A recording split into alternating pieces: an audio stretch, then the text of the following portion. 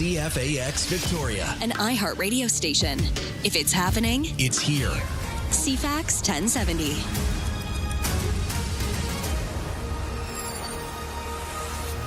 Good morning. It's 6 a.m. Wednesday, July the 15th. Steve Young in for Ryan again today. Sunny and 25 degrees is your forecast. Time for CFAX 1070 News. Here's Lisa Best. Thanks, Stephen. Good morning. Vic PD looking for witnesses, video images, dash cam footage following a report of a hit and run. Officers were called to the 1000 block of Caledonia on Monday afternoon around the noon hour, 12:20. Police say a cyclist traveling west on Caledonia was hit by a dark-colored SUV. Police say it was a male in the SUV, male driver, but did not remain at the scene. The cyclist transported to hospital with non-life-threatening injuries. Anyone who has any information can contact Vic PD. On the West Shore, RCMP kept hopping earlier this week, dealing with a spate of bad behavior across Langford. Around 7:20 Monday night, reports came in of people trying to sell fake jewelry for cash in the Canadian Tire parking lot. We've heard this story before, unfortunately. Officers did search the area but didn't come up with anyone. About 30 minutes later, a hiker spotted a man wearing nothing but a baseball cap and a backpack on a trail near Stewart Mountain Road. Yeah, you got to wear pants. He didn't didn't approach the witness and had gone before officers arrived again. Now, later around 8:20, officers called to reports of shots fired at a parked transport trailer near the 2900 block of Souk Road. Within 15 minutes, police did make 2 arrests, 2 men, 34 and 44. Investigators then determined the weapon involved was an imitation gun. They weren't done there. At 10:22, a 27-year-old man arrested for allegedly assaulting someone who tried to stop him from entering an apartment building in the 3100 block of Jacqueline Avenue. He didn't have keys with him. After 11, RCMP say a 38-year-old woman who was arrested for allegedly damaging signs near the 700 block of Hockley Avenue while appearing to be under the influence of drugs. She was later released. Police say the night's other calls included traffic complaints, mischief, suspicious people calls, well-being checks, and other routine requests for service. So our West Shore CMP definitely earning their pay. The CRA says a Canada-wide arrest warrant has been issued for Wen Tao Yang, a Vancouver resident, following his repeated failure to appear in court. Yang's been charged with multiple offenses that include tax evasion and fraud as of last November, both as an individual and in his capacity of director of the Calais Energy Corp. Gas prices have begun to climb again across Canada. Analysts believe it could be days or even weeks of sustained increases. For the moment, local regular gas is hovering around the $1.89.9 a litre mark. Diesel anywhere from $2.10 to $2.37. The latest analysis from the president of Canadians for Affordable Energy, Dan Tagg. The world is quickly running out of oil, available oil to meet demand. So it's pretty clear to me that you can only ignore economic fundamentals for so long. And the complacency by Wall Street may be one thing, but the reality is about to hit everybody pretty darn hard. It remains unclear how high gas prices could climb this time around as the fighting between the U.S. and Iran continues. America beginning to see the light that BC has. A big development in the debate over changing the clocks twice a year. U.S. lawmakers passing a bill to keep daylight saving time year-round. Congress made daylight saving time permanent during the 1970s energy crisis, but reversed course after parents revolted over children walking to school in pitch-dark winter mornings. In Florida alone, 8 kids were killed in traffic accidents. Permanent daylight saving time would mean the sun wouldn't rise until 8:52 a.m. in Seattle in mid-January and 9:04 a.m. in Indianapolis. But this new bill would allow states to opt out and make their own decisions. Well, you know what happens next. The federal government is creating a research facility to advance Canada's military capabilities with drones. Defense Minister Dave McGuinty announced in Quebec yesterday that a group of 30 organizations led by Aero Montreal will receive nearly $30 million over 2 years to establish and operate the new Defense Innovation Centre dedicated to unmanned systems. The world is changing at breathtaking pace, and Canada must keep up. On the ground, drones watch over vast areas, detect movement, protect deployed forces, and strike with unprecedented speed. In the hands of our adversaries, those same technologies threaten our personnel, our infrastructure, and our operations. Quebec's economy minister says the war in Ukraine has highlighted the vital role that drones play in defense. And that's your news to 6:05.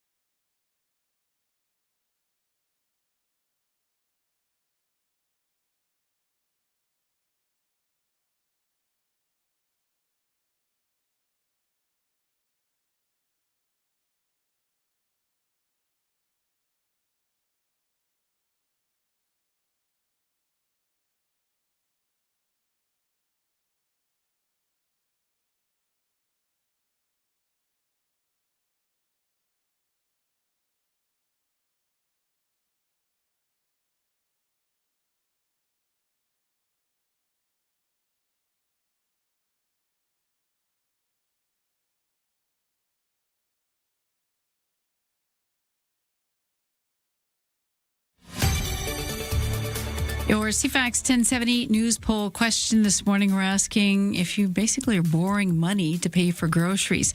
Question stands, have you ever used the Buy Now, Pay Later short-term financing service to cover essentials like groceries? 2% say yes. You can vote at CFAX1070.com, also on the iHeartRadio app. I'm Lisa Best, your news time, 6:06. Thank you, Lisa. Your weather forecast for Greater Victoria. Sunny today, becoming a mix of sun and cloud this afternoon. Winds light, except west 30 near the Juan de Fuca Strait, a high near 25. It's going to feel like 28 with a humidex and be a little cooler where the winds blow on shore. Partly cloudy tonight, becoming cloudy before morning with a 40% chance of showers. There's a risk of a thunderstorm tonight. Think about that. I haven't seen a good thunderstorm in a long time. Sure that's not a typo? No, it says right here, okay. The risk of thunderstorm before morning. I love when you spell it out. Well, yeah, you're right. Environment Canada it's provides. Well, they do. And it's so nice when we actually do get something of that because everyone rushes to the store and goes, there's that sound, because we never hear it here. I know. There are certain, I have learned so much about lightning since I moved west.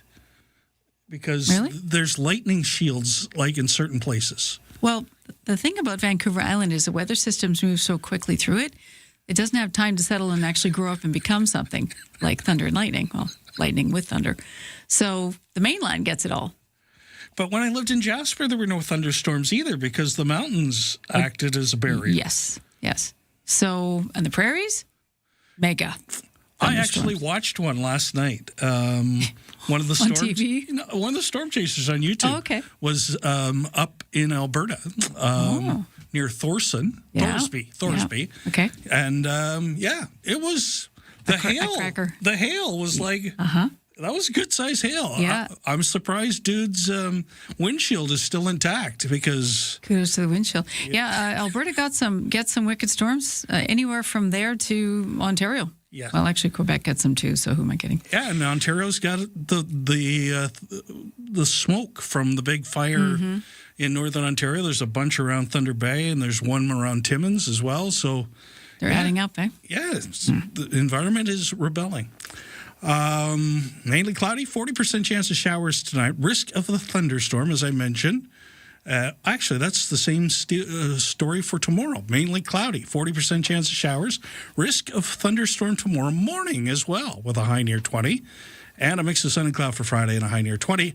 Right now in downtown Victoria, it's 13 degrees. Checking sports. First of all, your World Cup report.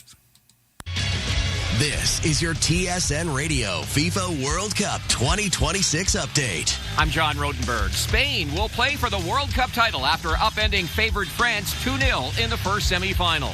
Spain scored first when Mikel Oyarzabal scored on a penalty kick in the 22nd minute, and then in the 58th minute, Porro, Olmo, Pedro Porro! It's happening for Spain! Pedro Porro scored a give-and-go goal to give Spain the lead they would not relinquish. French star Kylian Mbappe was held without a shot on goal as Spain had its 6th clean sheet in 7 matches. Today, England and Argentina will decide the other finalists at 3 p.m. Eastern. Argentina seeking a second straight trip to the final, while England tries to keep its dream alive of its first title in 60 years. You can watch the FIFA World Cup matches on TSN, CTV, Crave, and streaming at tsn.ca. Listen on the TSN radio network with all games streaming on the iHeartRadio app. And in other sports news, the American League blanked the National League 4-0 in the All-Star Game in Philadelphia. West Coast League All-Star Game goes tonight at 6:35 at Royal Athletic Park. Team Harbor Cats, that included former Blue Jay Kevin Pillar, won last night's Home Run Derby competition.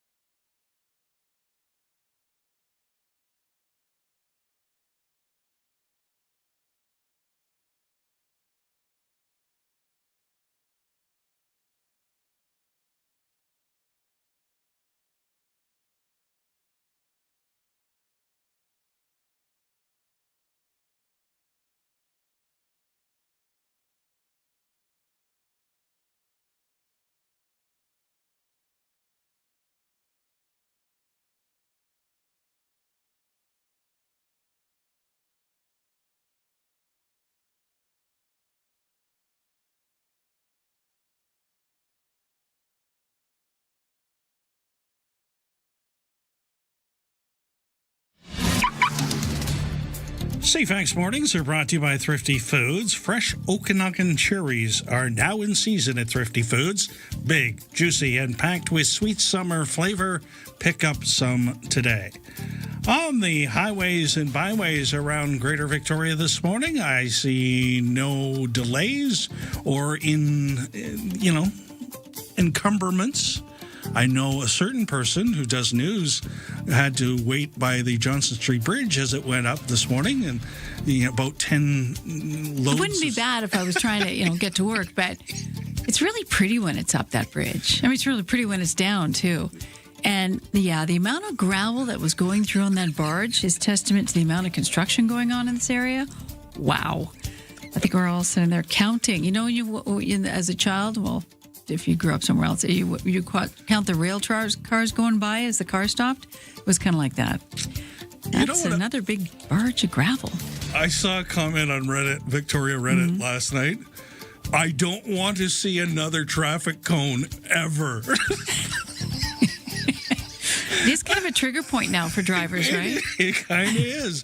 And I laughed out loud because I think we can all identify with that. We identify as a I don't traffic cone. By the way, yes. The other thing I noticed coming in, yes, there's this giant piece of it looks like asphalt. Okay. On Island Highway. Well, that's kind of good to point out. Yeah. As you're going through the View Royal area, just by the City Hall area, just before you get to the nice pub. It's kind of in the center right now, but if somebody hits it, it's going to do damage to your car. So just letting you know, it is out there, and I did swerve just a little bit over to miss it. Did it come up from the road or did it come off a vehicle? It looks like it's come up from the road. Oh, ooh, okay. Because it looked like a chunk of asphalt. All right. It's good to know. Where? Okay, again, where? Just before you get to the pub as you're headed southbound. On Island Highway. On Island Highway, okay. Yeah. Okay.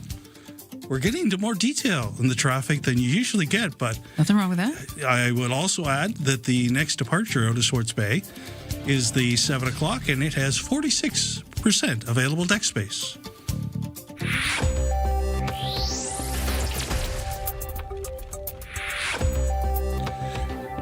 Here's your consumer and business news for today.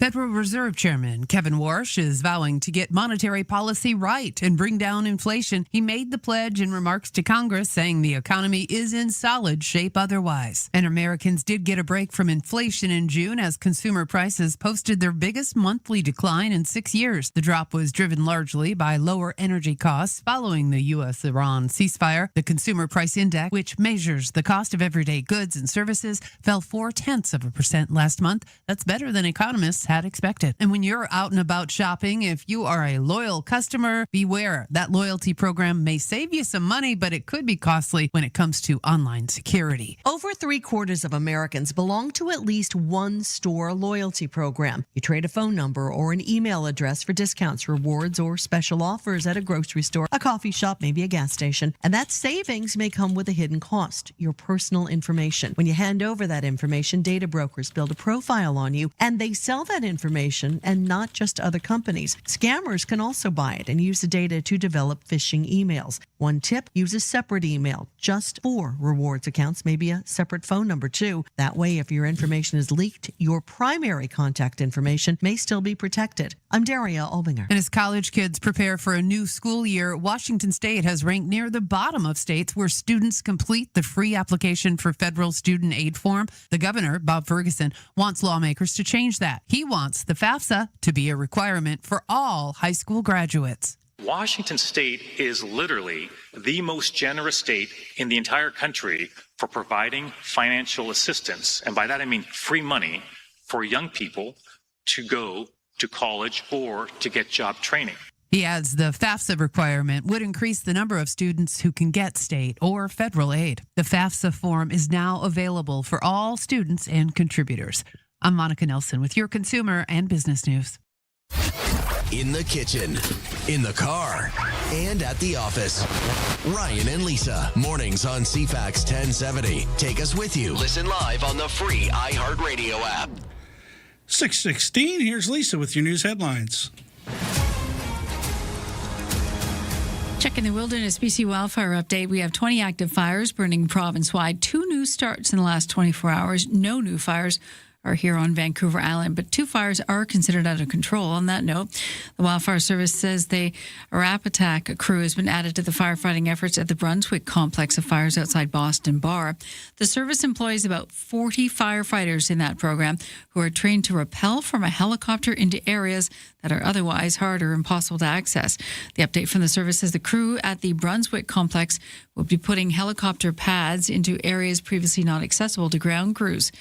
This comes after wildfire officials warned that the dry conditions combined with forecasted lightning strikes with little or no rain could result in a big jump swing in wildfire activity this week. Remember, you can text star 5555 if you see any suspicious smoke in the wilderness. BMW adding a new warning to a recent recall. And yes, where there's smoke, there's fire. This week, the German automaker announced it was recalling nearly 30,000 luxury plug-in cars due to the risk of fire linked to the engine starter. Now the company is advising owners of affected models to park it outside until the vehicles can be inspected and repaired. The affected models are all listed on the company's website for you. An Simon Fraser University's survey of 1,000 BCers finds we are growing increasingly wary of artificial intelligence and the companies behind the technology. 54% of us have heard or read a lot about AI. That's up from 17% less than 2 years ago. More than 60% asked now say that they used AI in some form, up 9%. 65% believe the potential risks outweigh the potential benefits, compared to 56% who felt the same way in 2024. And a whopping 86% of BCers say they're worried that AI will make people feel more disconnected in society. We're going to hear from Fergus Lindley-Mata. He's the director of the Dialogue on Technology program. He's going to be coming up on the CFAX Morning Show in the 8 o'clock hour to talk more about this poll that he headed at SFU about us being distrustful with AI and the technology linked to it. That is your news to 6:18.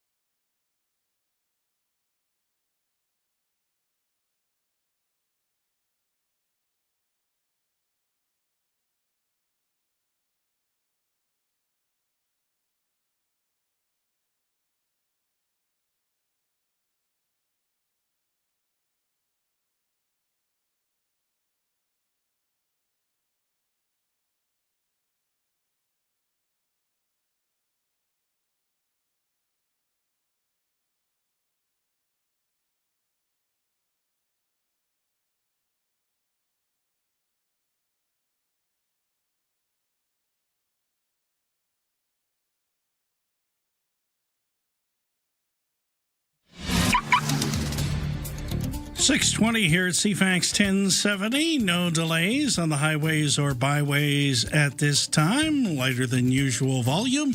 And if you see something out there, you can text us 71010. Ryan and Lisa.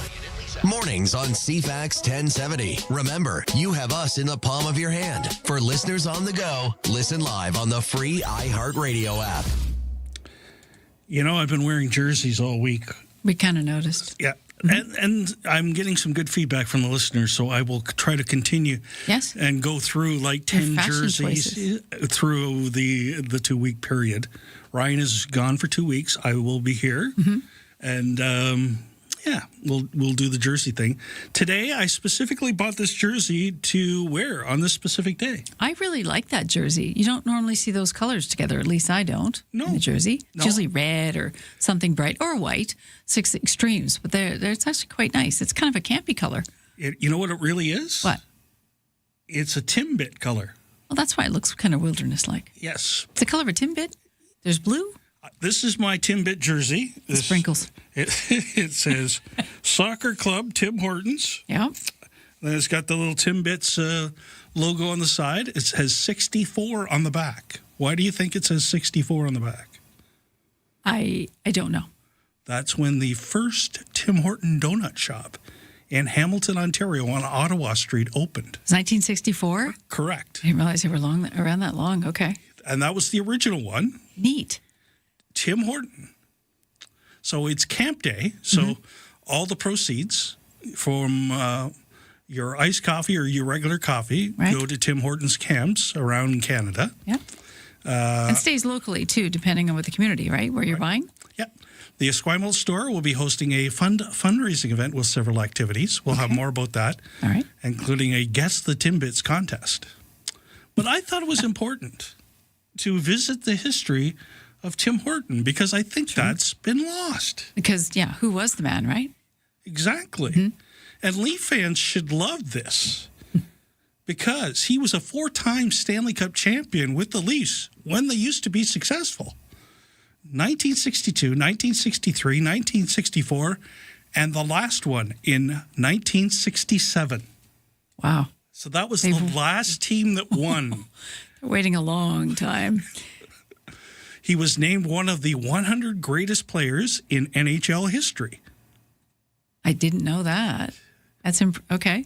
And he died at age 44 after a single vehicle crash on the QEW near St. Catharines. Yeah, I get him mixed up with Bill Barilko, thanks to the Tragically Hip. Well, that's what's interesting. They were both from Northern Ontario. No. Well, Northern Ontario grew some pretty good hockey players, right? Exactly. Yeah. But especially back in that day. So, yes, born in Cochrane. Okay. And spent most of his time in Sudbury growing up. So a good Northern Ontario boy, and was known for how tough he was, but how he could turn up the offense in the playoffs. And that's why he was so successful as a Maple Leaf. And then they sort of tore the team apart. In 1970, they traded him to the Rangers. He got picked up in the expansion draft, ended up with Pittsburgh for a little while, and then joined Buffalo because Punch Imlach, who's legendary. Oh, yeah. There's a name I haven't heard for a long time. Was legendary in the history of that era of Maple Leafdom, wanted him back and actually bought him a car, the Pantera, that went off the road. What? Yes. So part of the deal to get Tim to stay in Buffalo and play for the Sabres was that he got this car. Vehicle, yeah, it was kind of the Elvis effect, right? Exactly. So he and Mr. Joyce actually sat down because Tim had experience with restaurants. He had a hamburger joint in Toronto. Before his name went on this, okay. And he had a Studebaker dealership as well. Oh, so he was dabbling pretty heavily in business. Exactly. So he and Ron Joyce, who was a police officer at the time, got to talking, and they decided they'd do this donut shop. And this is 1963-ish? 63 into 64, okay. yeah. And he had his own donut recipes that he brought to the table. Were they his grandmother's or something? Yeah. Probably. It doesn't, I haven't gotten that far down. You got to think it was a family recipe that was sharing. Okay. And that's why there's always been this relationship between police officers and Tim Hortons, because Mr. Joyce was a police officer. Is that where the donut joke comes from? Is that where the donut joke comes from? That's the basis of it, right? It's Canadian? Yes. Okay.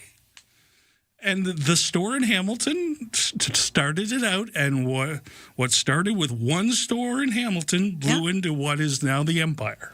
Which is, similar to the way McDonald's worked, too. Yeah. Or any, chain. Wow. Okay. Isn't this interesting stuff? Is it still open? The original one? I think it is. I think it's been remodeled a few times. Yeah, but you think they wouldn't close it based on its history? Well, you know where it is located in Hamilton? Nope. Not far from Iverwin Stadium. Oh. And you know what Iverwin Stadium, when they redid it, turned into? Tim Hortons Field. Oh, that's fitting. This is really great history. See? Yeah. You put the sports guy and you give him a mic, sometimes he comes up with some stuff. You got gold this morning. Well, the fact that it's camp day, too, and the reason behind this is, the supporting of the kids. But, I mean, the history behind it, too, is he was a real true maverick Canadian entrepreneur. Absolutely. And dabbled in everything until he hit on something. It's too bad about him and the Pantera. Yes, and there was complications to that,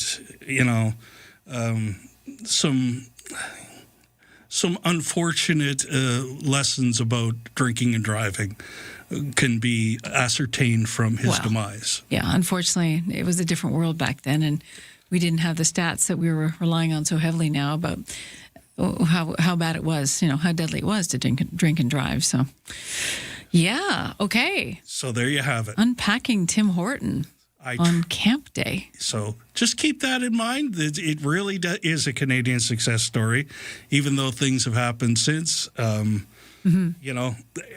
really, like I said, Northern Ontario boy that was interested in more than hockey, did more than hockey, and became a Canadian institution as a result. But at the root of it, he was one of the best Toronto Maple Leafs ever.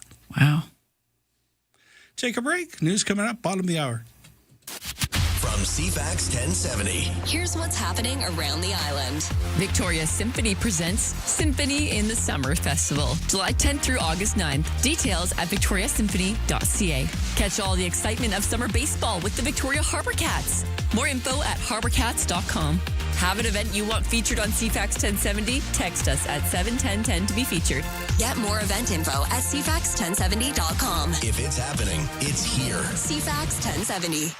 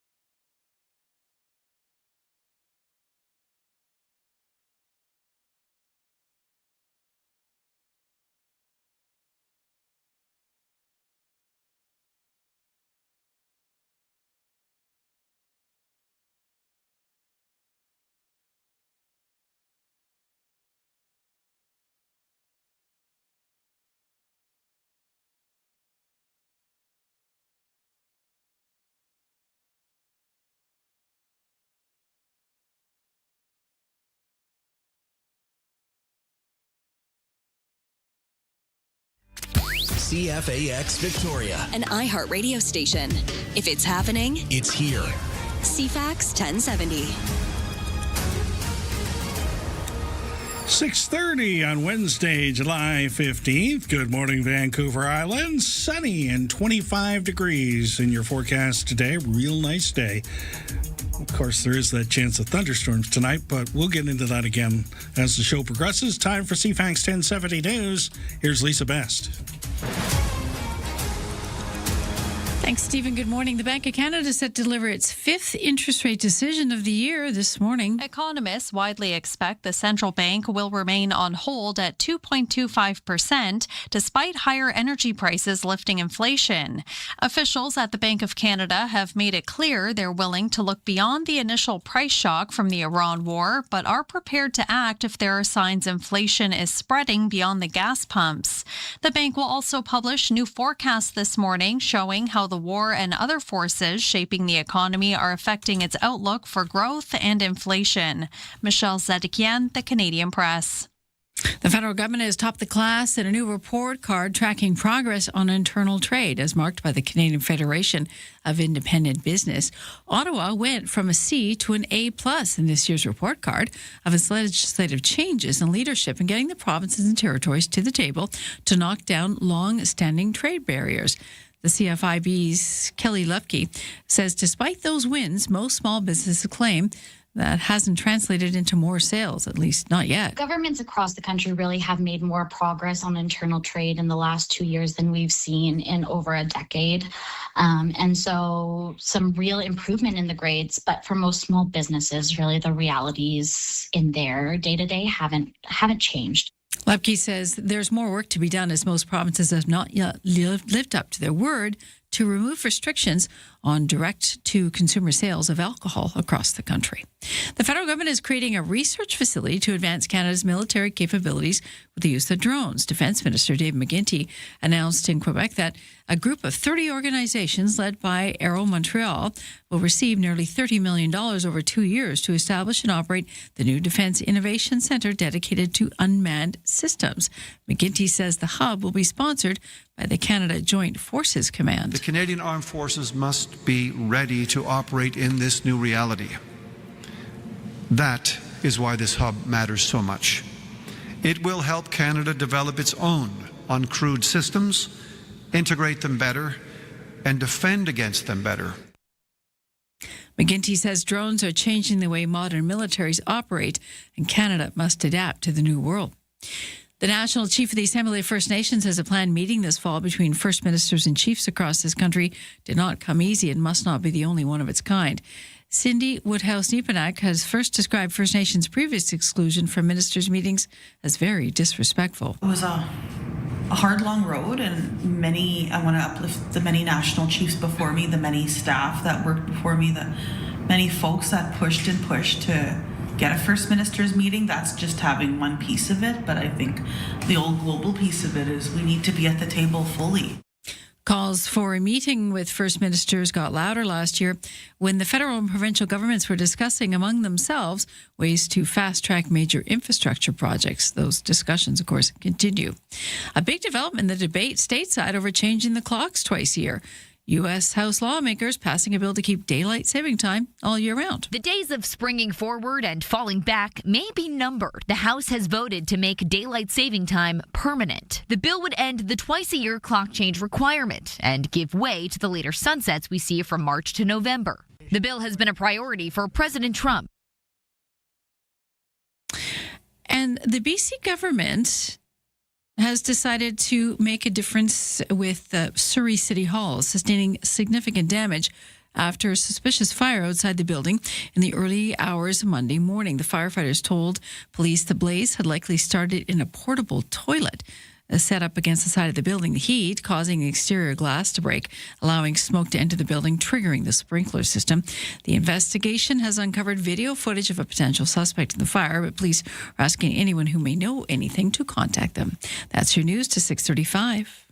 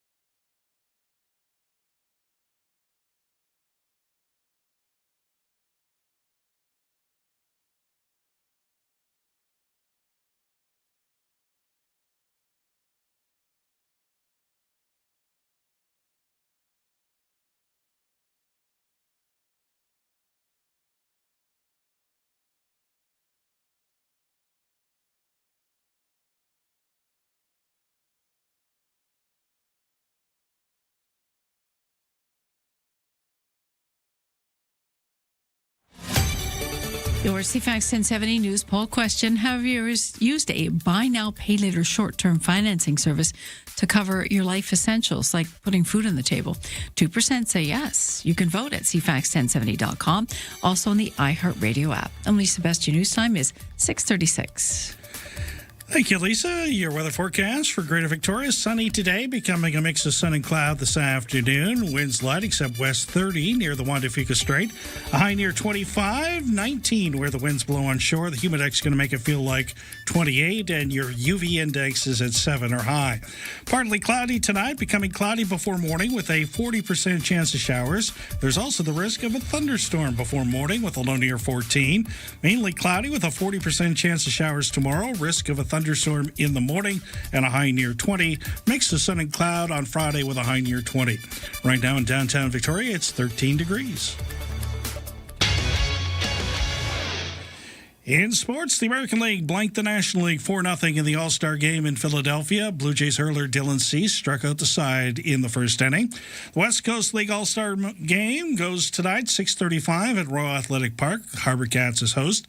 Team Harbor Cats, that included former Blue Jay Kevin Pillar, who we had on the show yesterday, won last night's Home Run Derby competition. Tickets still available for tonight's game. You can get them on the Harbor Cats website. It's the Battle of the Falklands revisited this afternoon. England takes on Argentina in the semifinals of the World Cup in Atlanta. The winner meets Spain on Sunday for all the marbles. Spain blanked France 2-0 yesterday. They've only surrendered one goal in the entire tournament. Tempo lost to Washington 79-62. The Royals assigned Czech forward Marek Petruka. He had 26 goals last season for his under-20 team. And the season's over for the Junior B Shamrocks. They lost the third and deciding game to Langley 12-9 last night.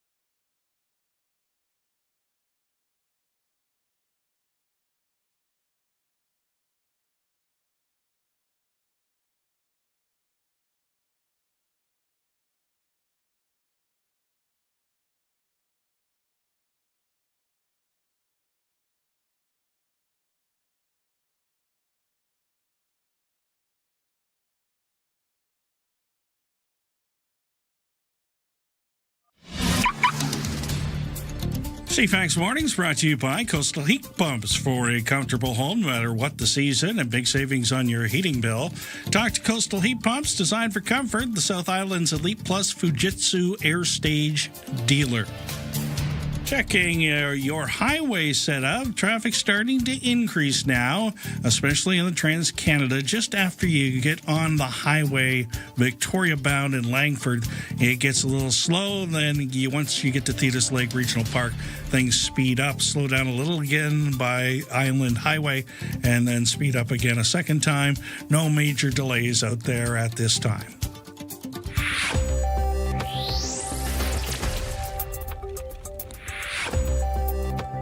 And here's what happened on the markets yesterday. Gains in the basic materials sector lifted Canada's main stock index higher yesterday. Toronto's S&P TSX was up 67 points to close at 35,320. In New York, the Dow inched up 9 points and the Nasdaq climbed 233. Asian markets saw gains this morning. In Tokyo, the Nikkei rose 1,000 points. The Hang Seng in Hong Kong was up 340. Our dollar is trading at 71 and 18 cents US. Today, the Bank of Canada is to give its interest rate decision. It's widely expected to hold steady at 2.25%. This comes amid inflation pressures from higher oil prices linked to the war in Iran. WestJet flight attendants will today wrap up their strike vote. Voting began on July the 8th. If approved, a strike or lockout could start as early as August 2nd. And in BC, Canfor says it will close its Northwood pulp mill near Prince George. About 300 jobs will be lost. Municipal and provincial officials say they are looking at ways to support affected workers. From the Canadian Press Business Desk, I'm Aaron Sousa. Ryan and Lee. Lisa, mornings on CFAX 1070. Oversleepers, catch all the highlights on the latest audio podcast at CFAX1070.com and on the free iHeartRadio app. 6:41 here at CFAX 1070. Sports fans, this one just into the sports room. Steve Yzerman has stepped down as general manager of the Red Wings this morning. The team announced the stunning change in the middle of summer, long after much of the offseason business has been completed. He'll run the team on a day-to-day basis until a successor is picked. Okay. We don't know why, obviously. They have not been ultra successful since Steve came back. Okay. Ultra successful means they're not winning enough. And his captain wanted out, and that's caused some problems too. Yeah, when your top dogs are wanting to jump ship. Yeah. Okay. All right. Did you know about this fossil that was for sale yesterday? No, you're going to tell us about it. Now I'm curious. A Tyrannosaurus Rex. Oh, I heard something. Yeah, okay. So it's a large fossil. We're not talking a tiny thing that you, Yeah, they even named it Gus. Of course they did. Makes it look smaller. So Gus is 67 million years old. Happy birthday, Gus. But he doesn't look a year older than 60. Anyway, here's what he sold for. Oh, okay. So what size is this thing? Before you prep us on this, before you tell us the price tag. I'm really hoping Mark Mayfield has that kind of information because I don't. Okay. Opening bids at Sotheby's in New York started at $19 million and soon soared to a record-setting $50.1 million. The previous record for a fossil sold at auction was a Stegosaurus that went for just shy of $45 million back in 2024. Gus was found in South Dakota in 2021 and restored over the course of several years. It's considered one of the most complete T-Rex fossils ever discovered. I'm Mark Mayfield.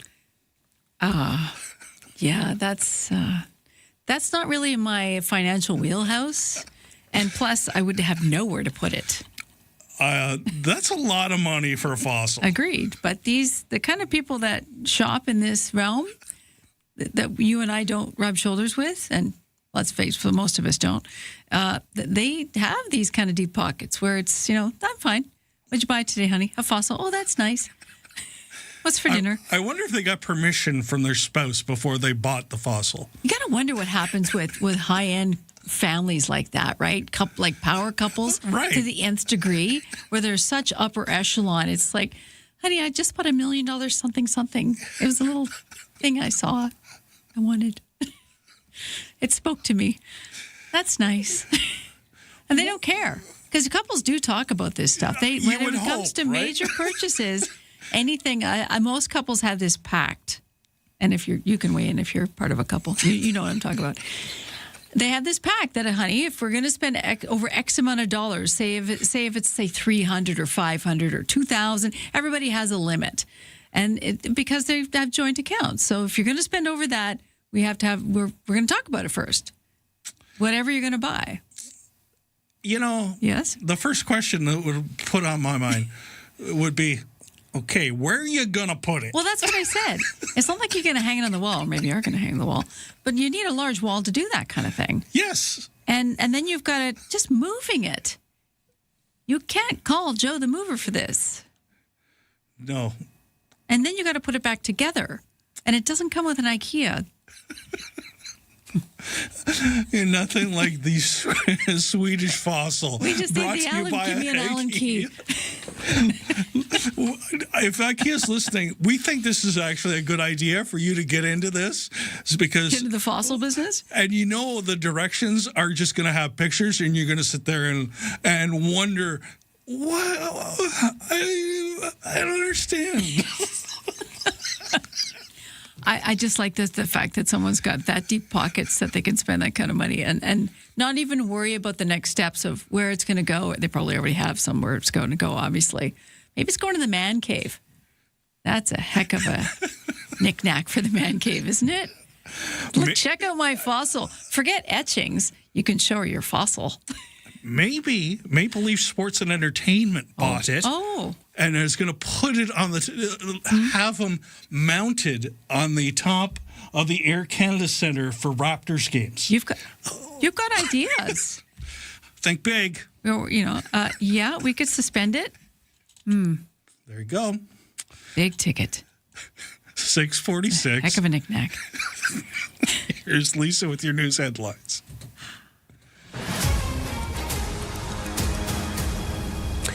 Forest Minister Ravi Parmar says the province is deploying staff to support affected workers after Canfor announced it plans to permanently close the Northwood pulp mill outside Prince George, the loss of 300 jobs. Parmar says he's also reached out to the workers' union, Unifor Local 603, as well as the City of Prince George and others to offer support. Vancouver-based Canfor says the pulp and paper sector is facing significant challenges. Yes, we understand this here on the island. An additional production capacity has come online globally, has created an oversupply in the market, putting downward pressure on prices. It says those factors, combined with persistent challenges accessing wood fiber, have resulted in a prolonged period of unsustainable financial losses, with no foreseeable improvement coming forward. Investigators with the Transportation Safety Board of Canada are set to arrive at the site of a fatal helicopter crash in a remote coastal inlet. West Coast helicopters say the pilot and crew member from a logging company were killed yesterday when a Hughes 500 helicopter crashed in the Loughborough Inlet. BC Emergency Health Services says the third person was flown out by air ambulance. They're apparently in serious but stable condition. West Coast Helicopter says the pilot had worked for the company for the past 5 years, always had a smile on his face, adding he was well known in the community of Port McNeill here on the island. And if you like to knit or crochet or do make things with your hands, basically, the Spinnacle Yarn Cafe's 4th annual Fiber Arts Market is happening Saturday at the Royal Roads University, John Horgan Camp at 798 Goldstream Avenue. It goes from 11 till 5. 50 yarn, fiber dyers, weavers, spinners, textile artists, potters, beaters will be on hand for the Entwined Market, dealing with all things fiber. This is in Langford. That's your news to 6:48. Listen, and you're there for heart-wrenching knockouts, World's biggest stage, and breathtaking triumph. 2026 FIFA World Cup, the knockout stage. Every match, every moment. Listen on TSN Radio. Join the Globe on the road to the July 19th final. 2026 FIFA World Cup. Stream it all live on TSN Radio. Available on iHeartRadio.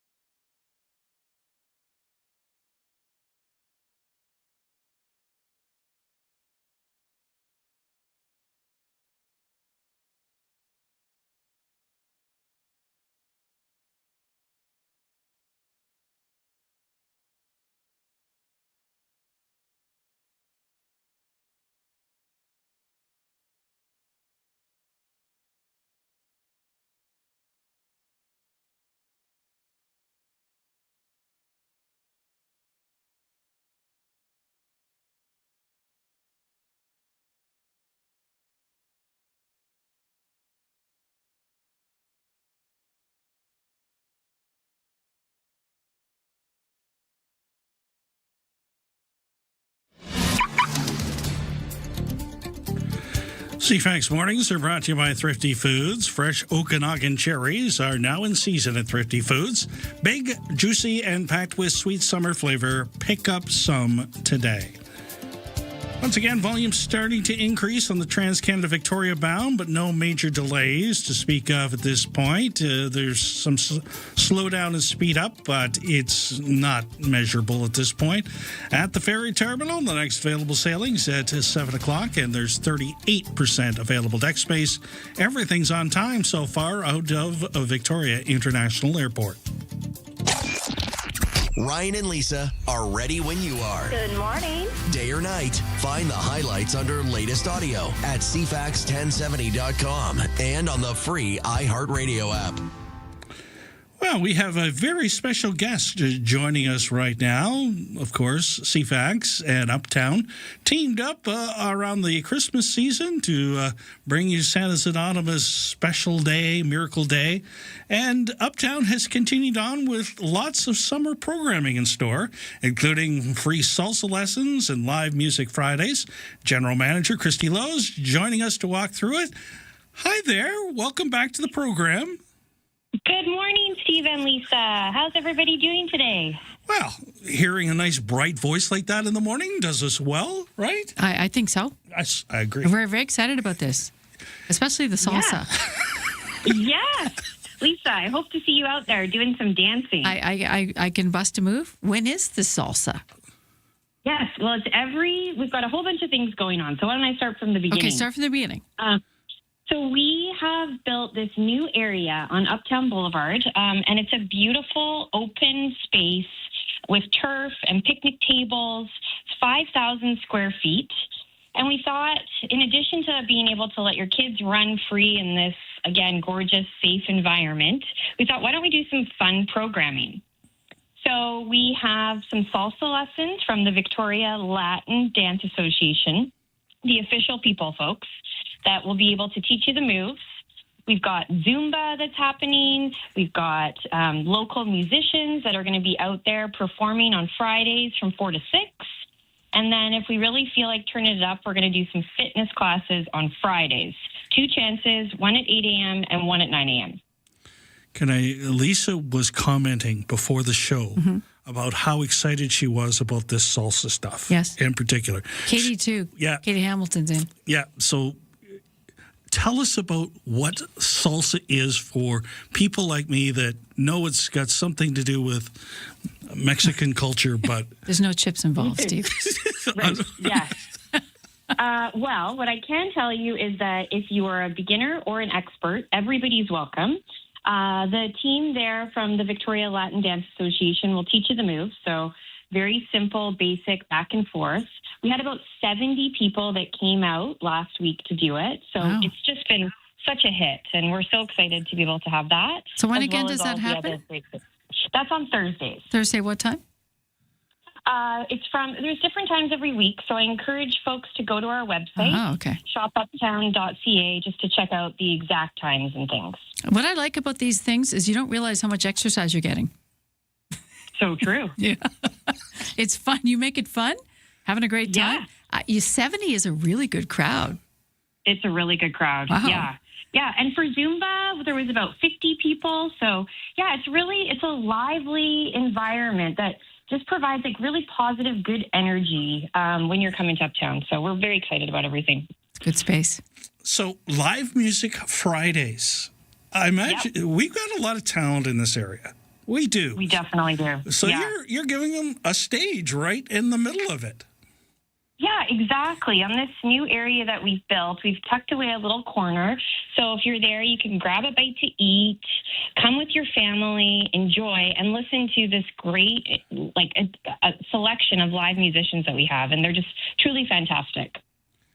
The other thing I've noticed, getting off of the what you're offering here, is you've brought some new stores, businesses, restaurants into Uptown that have kind of given some fresh perspective because they're a little different. I'm thinking, and it's just over the last, I see an evolution, I guess is what I'm getting at.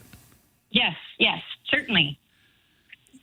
Yes, we've got, our one of our original tenants, Meraki. She's such a fabulous retailer, Kylie Weber, for those who know her. Her little shop is located on the corner of Town Plaza, just on smack dab in the middle, right on Uptown Boulevard. And she carries tons of different brands, very Nordstrom-esque, things like Little White Perfect Tea, A Goldie, and she's really up and coming on what is new in the market and can provide that, something that I feel is missing actually in Greater Victoria. Yeah, and you've got some more coming, right? Yes, yeah, we always have lots of things coming. Definitely stay tuned to our website for that.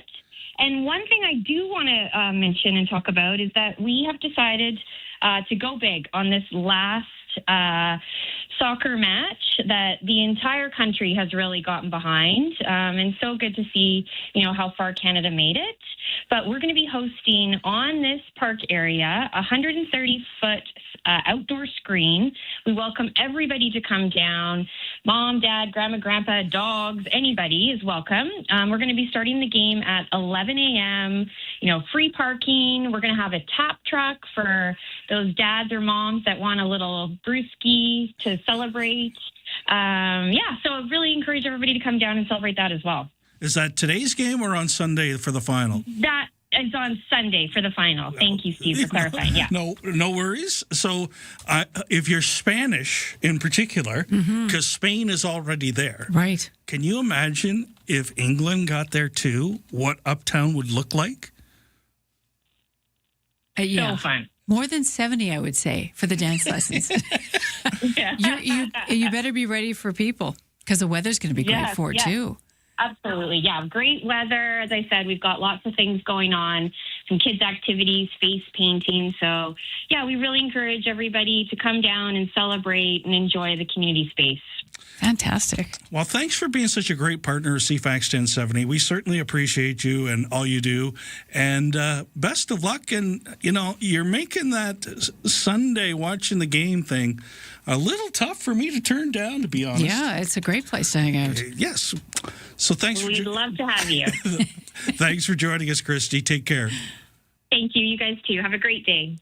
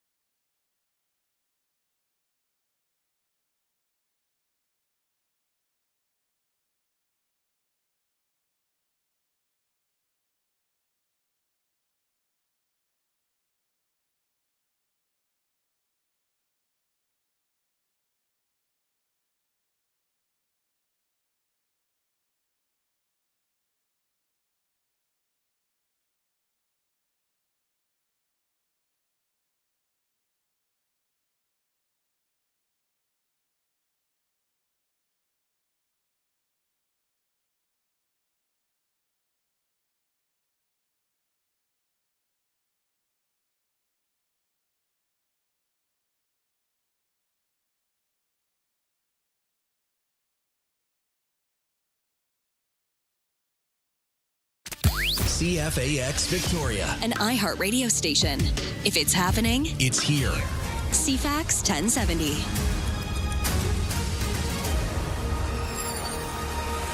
Seven o'clock on Wednesday, July 15th. Sunny and 25 in your forecast today. Time for CFAX 1070 News. Here's Lisa Best.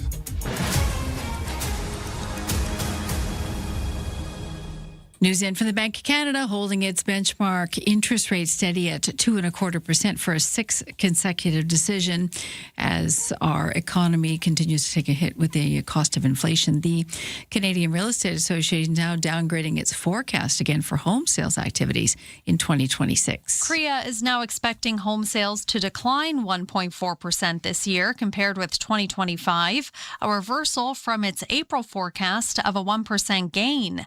It left its Fed's national average home price prediction about the same, though, forecasting a 1.1% rise to about $687,000.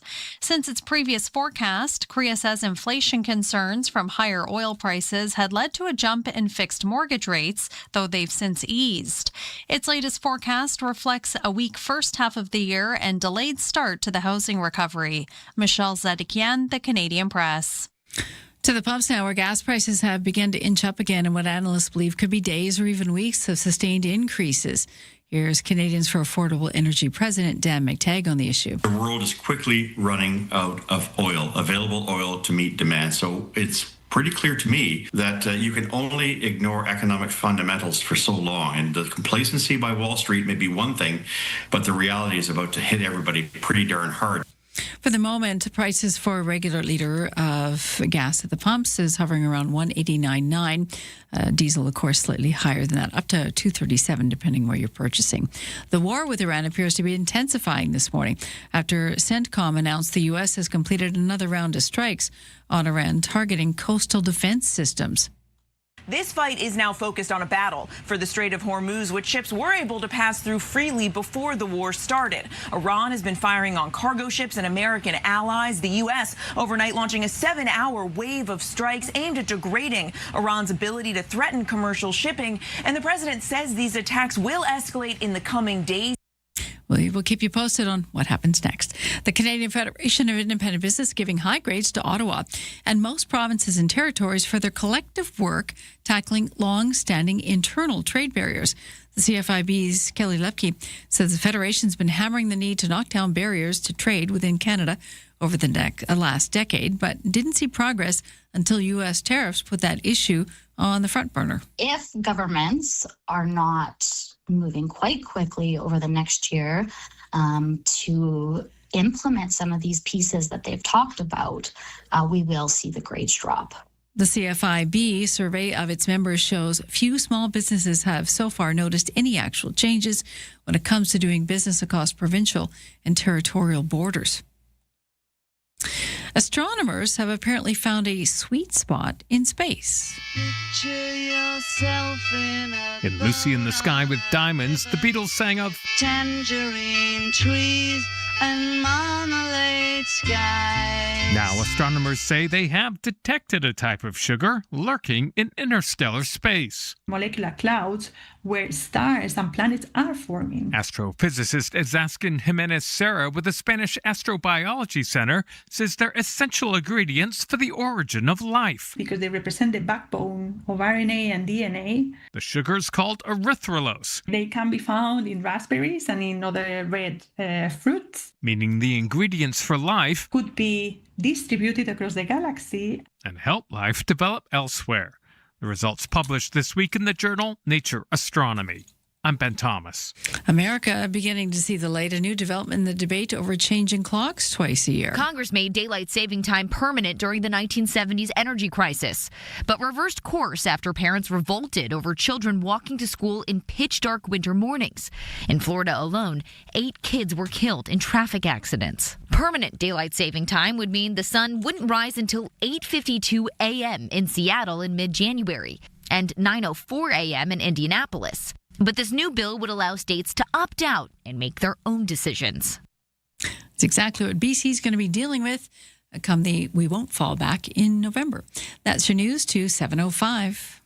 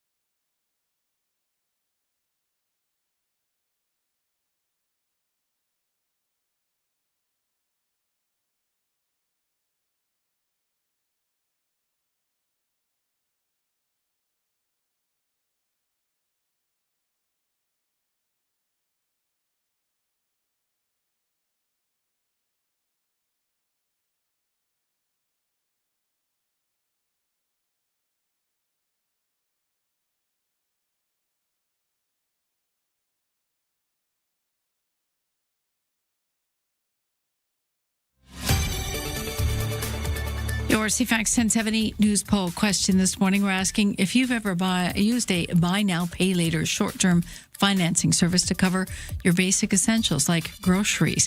2% say yes on our website, but that number jumps to 5% on Twitter X. You can vote now at CFAX1070.com, also on the iHeartRadio app.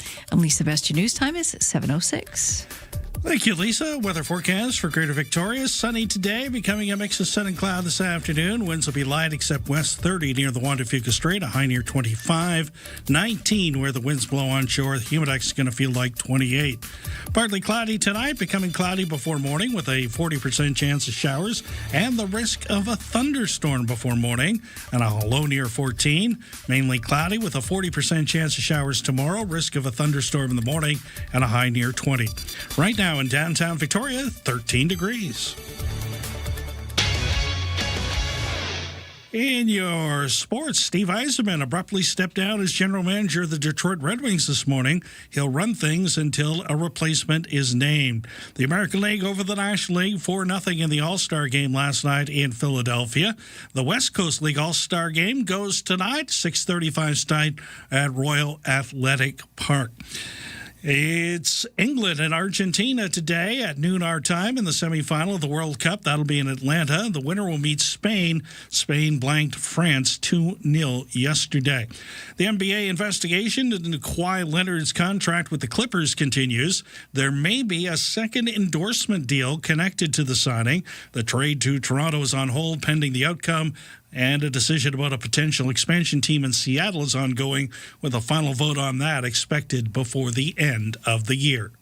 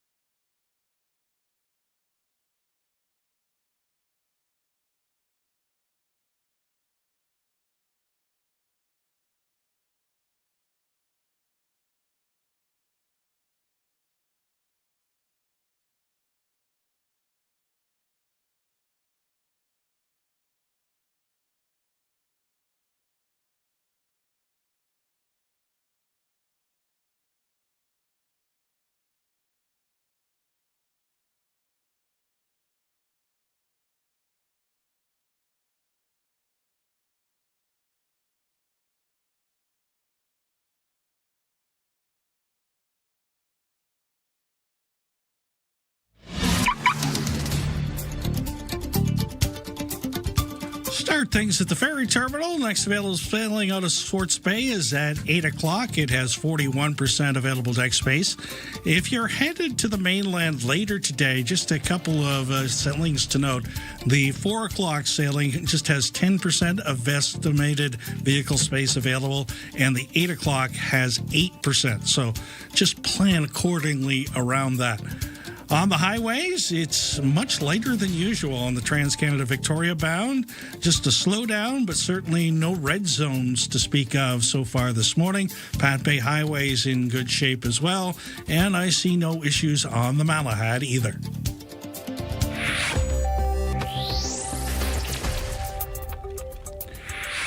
On the markets, the TSX is up 4 points at 35,325. The Dow Jones up 163 at 52,672. The Nasdaq is up 90 points at 26,197. And the Canadian dollar's down 2 basis points at 71.1 cents U.S. Ryan and Lisa, mornings on CFAX 1070. 7:10 here at CFAX 1070. Steve in for Ryan, who is, probably out in the wilderness at this point. Just enjoying life. It could be in his backyard, too. Yep. Enjoying life. Time away from the office. Yes. And we should point out, we need Ryan to get days off just like every other human being in the world. Oh, yeah? I know some of you are a little upset that, there's no Ryan today. Understood. But the reason I get up at this time and Claire gets up at this time, because Ryan does both jobs when he's here. I'm not capable of that. So I have Claire here to help me through the day. Claire's here. Yes. and does a wonderful job. She does. And is one of those MVP type individuals. Strong but silent. Yes. MVP is what I call them. The people that help you succeed. Yeah. And helps others succeed. The ultimate team player, the glue kind of person. Much appreciated. She's the glue. So I like strong silent. In any event, we wanted Ryan to have a holiday because he deserves one. He helped with the Santa's Anonymous thing for the full year as the president. He does the morning show. He has 2 children. He has a wonderful wife. He needs some time to himself, too. That's fair. Yes. So if you're listening, stop listening, go back to sleep, catch up on your sleep, and make sure you enjoy yourself. We've been talking about Tim Hortons Day today. So I thought we'd go through what the Esquimalt store in particular is doing. Oh, okay. That'd be fantastic, yeah. Okay. So they have a Pie in the Face fundraiser. I'll pass, but I'll watch. Guests can vote for the person they'd most like to see get pied by donating to the chosen participant jar. It's the little things. It's the little things. I like it. I like it a lot. Yeah. Imagine if we did that politically and had the 3. Okay, what's in the jar? So, well, you put the money in the jar. Whose jar would be full? Quick. Yeah, you go. I think David Evie's jar might be in a little jeopardy now. Possibly. I think Pierre Poilievre's might be a little dicey right now. Probably Prime Minister Carney, because some don't view him positively. It'd be interesting. You know? See whose jar is half full and half empty and the perspective of it? Yes. Yeah. They're also having a Guess the Timbits contest. I like it. A 50-50 draw, several raffle prizes that they'll give away throughout the event, and there'll also be plenty of opportunities to participate, have fun, and support a great cause, which, of course, is sending kids to camp. Yeah, you only got so many years to be a child, so... did you ever go to camp? I did. I'm trying to remember where it was. I think it was just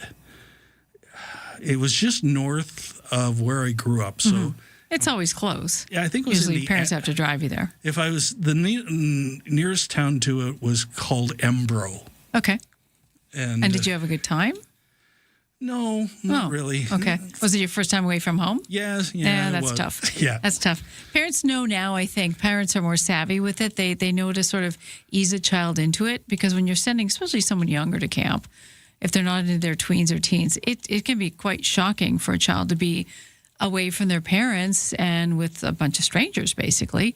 So they've learned, to sort of ease a child into these situations. So because the whole point of it is to have a good time. I find that's happening more and more, and camps are very tuned into that. Because I remember things from camp. I remember learning how to canoe, but I remember also missing my family. Yes. And so that part is key, and understanding that children would obviously feel that way is something that has to be addressed. So I know with Tim Hortons, I know they use counselors. They have a lot of experts on hand, basically, when it comes to their camp. And I think that's a really great way to do it, to ensure that kids they feel protected and they don't feel lonely and they feel that they're having a good time. And when that started, there was that one camp near Parry Sound, right? Now there are 6. Oh, wow. 2 in Ontario, 1 each in Nova Scotia, Quebec, Manitoba, and Alberta. So there's one just outside of Brantford. That's a farm. There's the Tim camp, the original camp in Parry Sound. There's one in Tatamagouche, Nova Scotia, which is have you ever been to Tatamagouche? No, I just like saying the word, though. They have rolls off the tongue. Little brewery downtown. Oh, okay. Just saying. All right. Really nice little brewery downtown. Right on sort of the north side of the Northumberland Strait. Very nice. Quéant, Quebec as well. Seven Sisters Falls, Manitoba. Oh, that's close. Okay. Okay. In the prairies, yeah. And the last one is in Kananaskis. Oh, no. Nice area. Alberta. So it's grizzly country. Kananaskis, very nice place. So that's where your money goes to send kids to those kind of camps. So once again, all proceeds, if you buy your coffee or your iced coffee today, go to a very worthy cause. 7:16, here's Lisa with your news headlines. While we're on the theme of kids, the British government announcing plans for 16 and 17-year-olds to face a voluntary overnight social media curfew. It says that features can keep users from scrolling for longer while also switching off by default by older teens. Critics question the effectiveness of the measures given that the teens will be able to switch off the default settings. The planned restrictions come a month after the government unveiled a social media ban for under 16-year-olds when it comes to social media. The U.S. Military Central Command says it launched airstrikes on Greater Tund Island in the Strait of Hormuz, targeting Iranian defense and missile sites. The island is viewed as a strategic point in the strait. Days of back-and-forth strikes by the U.S. and Iran across the Middle East have shredded the interim deal to end the conflict, and the region could tip back into an all-out war situation. Iran's paramilitary Revolutionary Guard threatened to halt all energy exports from the Middle East over the U.S. blockade. And European Commission President Ursula von der Leyen visited Ukraine, pledging continued support against Russia's invasion. Several other senior officials from southeastern European countries are expected to visit today for Statehood Day, celebrating the country's self-determination. Von der Leyen says she'll introduce new steps towards integrating the European and Ukrainian defense systems. Ukraine's President Volodymyr Zelensky has recently won important pledges of further support, including from the Group of Seven in the so-called Coalition of the Willing Countries. And that is your news to 7:18.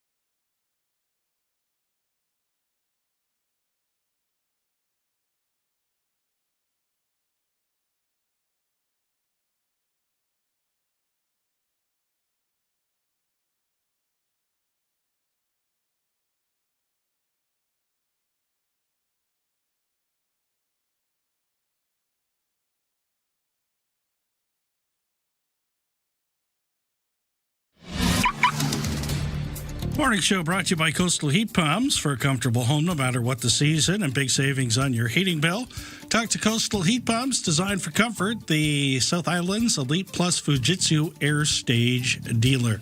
Things starting to pick up a little bit on the Trans-Canada Highway.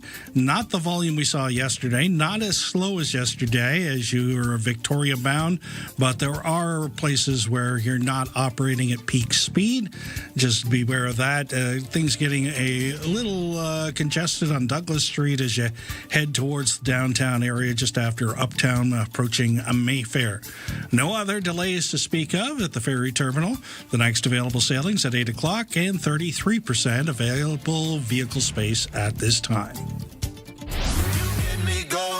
The best way to start an island morning.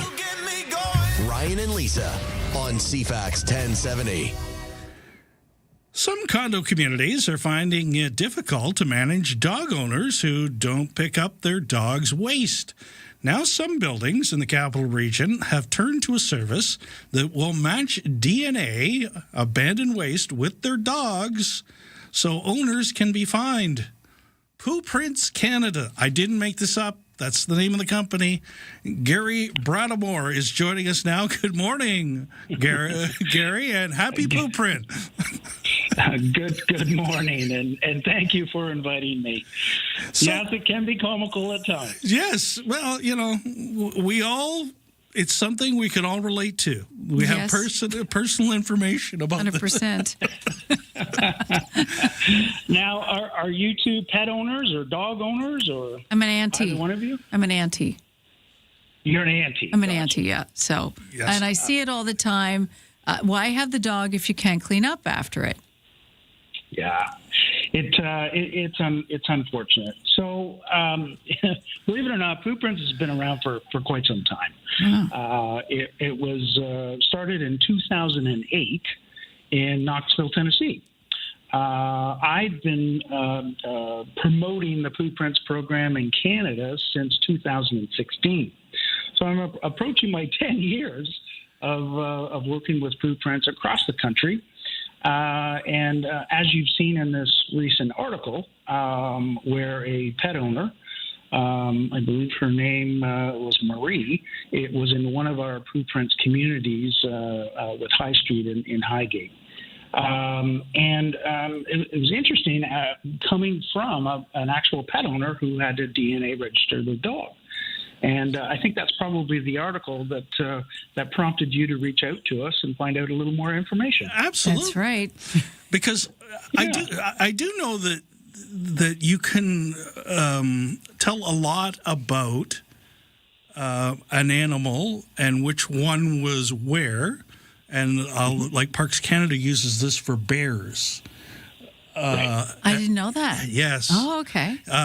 So this kind of testing is available and has been for a while. Yes. Now, our lab is probably the most unique lab in all of North America and possibly in the world. We are ISO certified. We manage in upwards of 1.2 million dogs, I believe.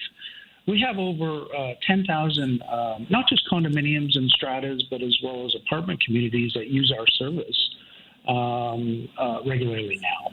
And the majority of the communities that use us are in Western Canada. In fact, BC, Alberta, Saskatchewan, and Manitoba. And Ontario, because of the rental rules and so forth, we work with condominiums in Ontario as well.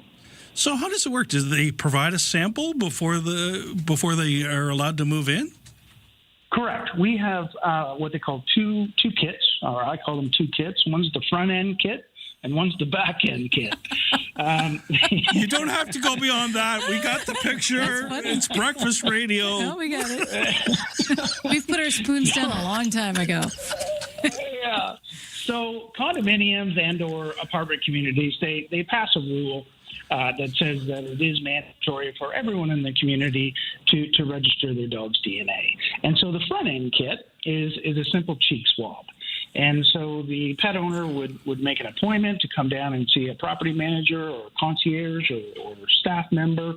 And the staff member would hand the cheek swab kit to the pet owner so that the property staff do not have to handle pets.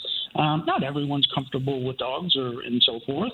So the pet owner would cheek swab their own dog, and they would hand that DNA cheek swab back to the staff member, and the staff member would close up the envelopes and so forth and probably capture more than one, but they would send it down to a lab.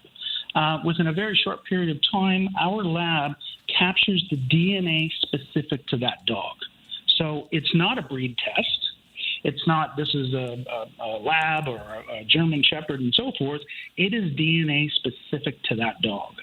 Now, that DNA allocated to that particular dog is then downloaded into our database, which is the DNA World Pet Registry, and it stays there under that property account specifically until, heaven forbid, if somebody does not pick up their pet's waste in the community. And trust me, I've heard of all sorts of areas where pet waste has been found in a building.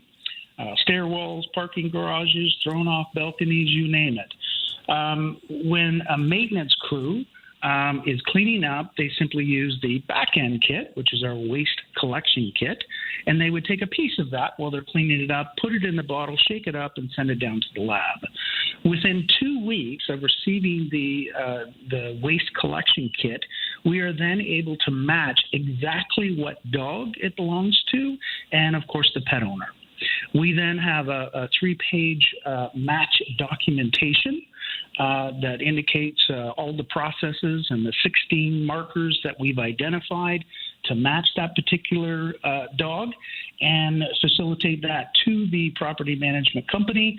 The property management company enforces their laws and introduces it to the culprit. And again, they come up with whatever, if it's a fine, if it's a penalty, if it's a chargeback, as it relates to a strata corporation, then that would be applied to the unit and the pet owner. And that's it. So when are you going to be down on Dallas Bluffs? Just asking for a friend.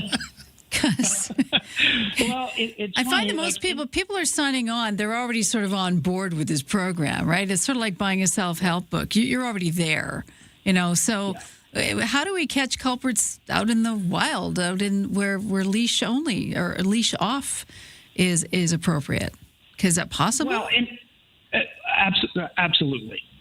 So we have worked with municipalities across the country and we're at various stages with them on what is the best way to implement that. We do have municipalities, we do have parks, private parks and community parks that are using the program. And it would be the exact same way that we manage it with condos and apartments. If people are using that area, that community, and so forth, and it could be an off-leash park, which are traditionally fenced off at that entrance prior to being able to use the park, they would have to cheek swab their dog. Wow, I love it. Yeah. Well, I mean, at the end of the day, if people were responsible and respectful, and we understand, I mean, we're a pet-friendly company, and trying to promote responsible pet ownership so that we can get more pet-friendly communities, because in Western Canada, landlords and condominiums can choose whether or not they want to be pet-friendly or not. And it's these types of cases where people are not responsible in a multifamily community is why landlords and strata corporations don't want pets on board. It is the number one complaint that people have. And I don't think that other people do realize either that even across Canada, we have 8.7 million dogs. And in the multifamily community, it's a little bit higher as far as percentage-wise, but we're looking at 40% of multifamily communities that are pet-friendly own a dog, which means 60% do not own a pet. And so people need to be respectful of everyone in the community and not just pet owners. But I found it very not interesting, but I thought it was a great article for Marie to reach out to her local paper, I think it was, to describe as a pet owner the benefits that she found as a pet owner. Because, there's a lot of pet owners that are just as fed up, if you will, because they are responsible for non-responsible pet owners not picking up and making their community dirty. I'd love to keep talking about this, but we're out of time. I'm sorry. No, that's quite all right. It's very interesting. And your philosophy is quite interesting as well. So thanks for sharing that, and thanks for taking a few moments. And I'm sure, you know what, we'll probably revisit this at some point because Lisa's question about municipalities, I think it is getting to that point in a number of places. So thanks for joining us today, Gary, and have a great day. I appreciate the invitation. Thank you so much, and have a wonderful day. You too.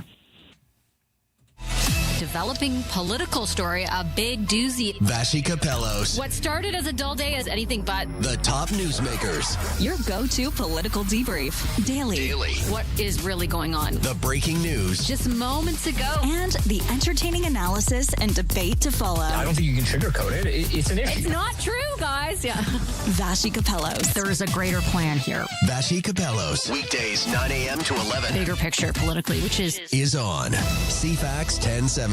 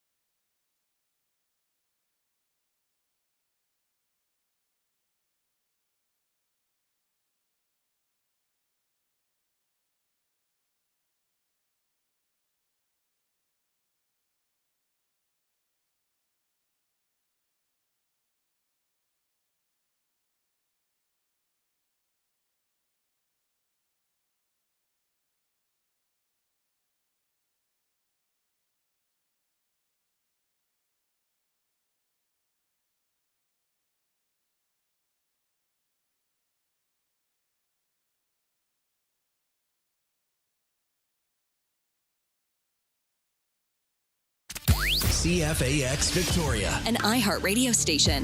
If it's happening, it's here. CFAX 1070.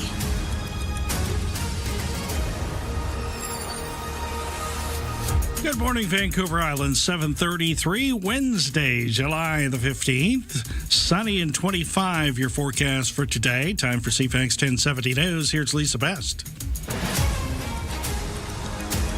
Thanks, Steve. Good morning. Vic PD looking for witnesses, possibly dash cam footage following reports of a hit and run. Officers called to the 1000 block of Caledonia Avenue yesterday afternoon over the noon hour. Police say a cyclist traveling west on Caledonia was hit by a dark-colored SUV. The male driver drove off.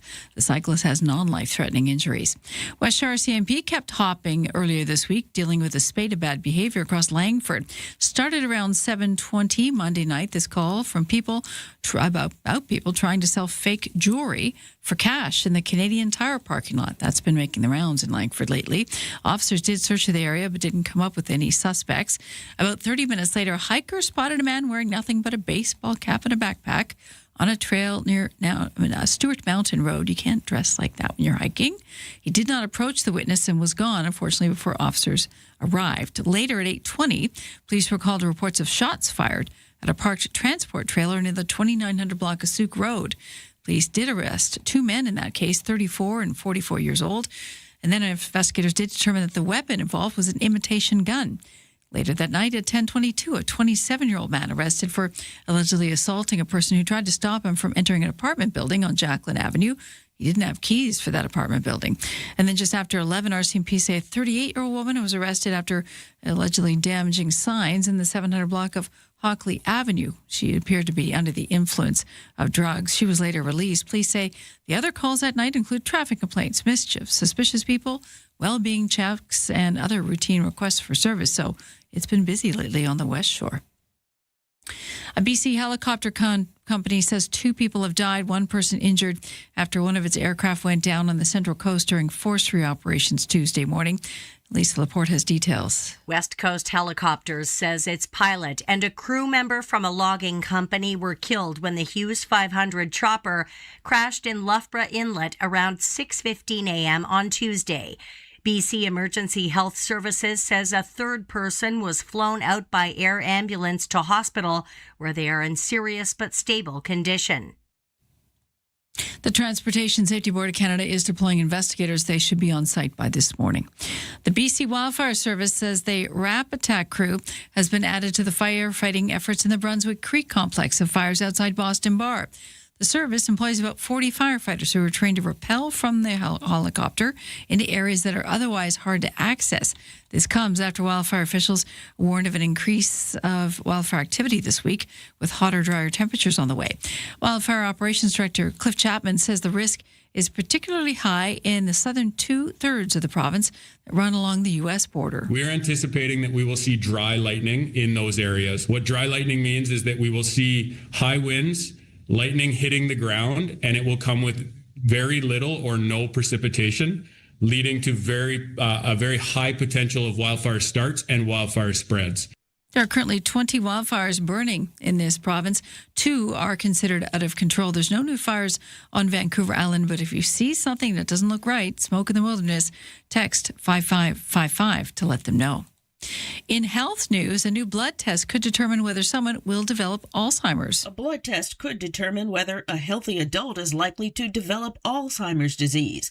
In the study, doctors tested for the presence of a brain protein called p-tau217, which helps fuel Alzheimer's. Dr. Risa Sperling is with Mass General Brigham Neuroscience Institute. We found that people who have very high levels of this blood test abnormality, p-tau217, were very likely to progress over time. So 38% of them progressed to impairment within 5 years, and actually up to 78% within 10 years. But Sperling says it's too soon for healthy people to get the blood test, which is now used to help diagnose people who are experiencing cognitive problems. I'm Donna Warder. That's your CFAX News to 7:37.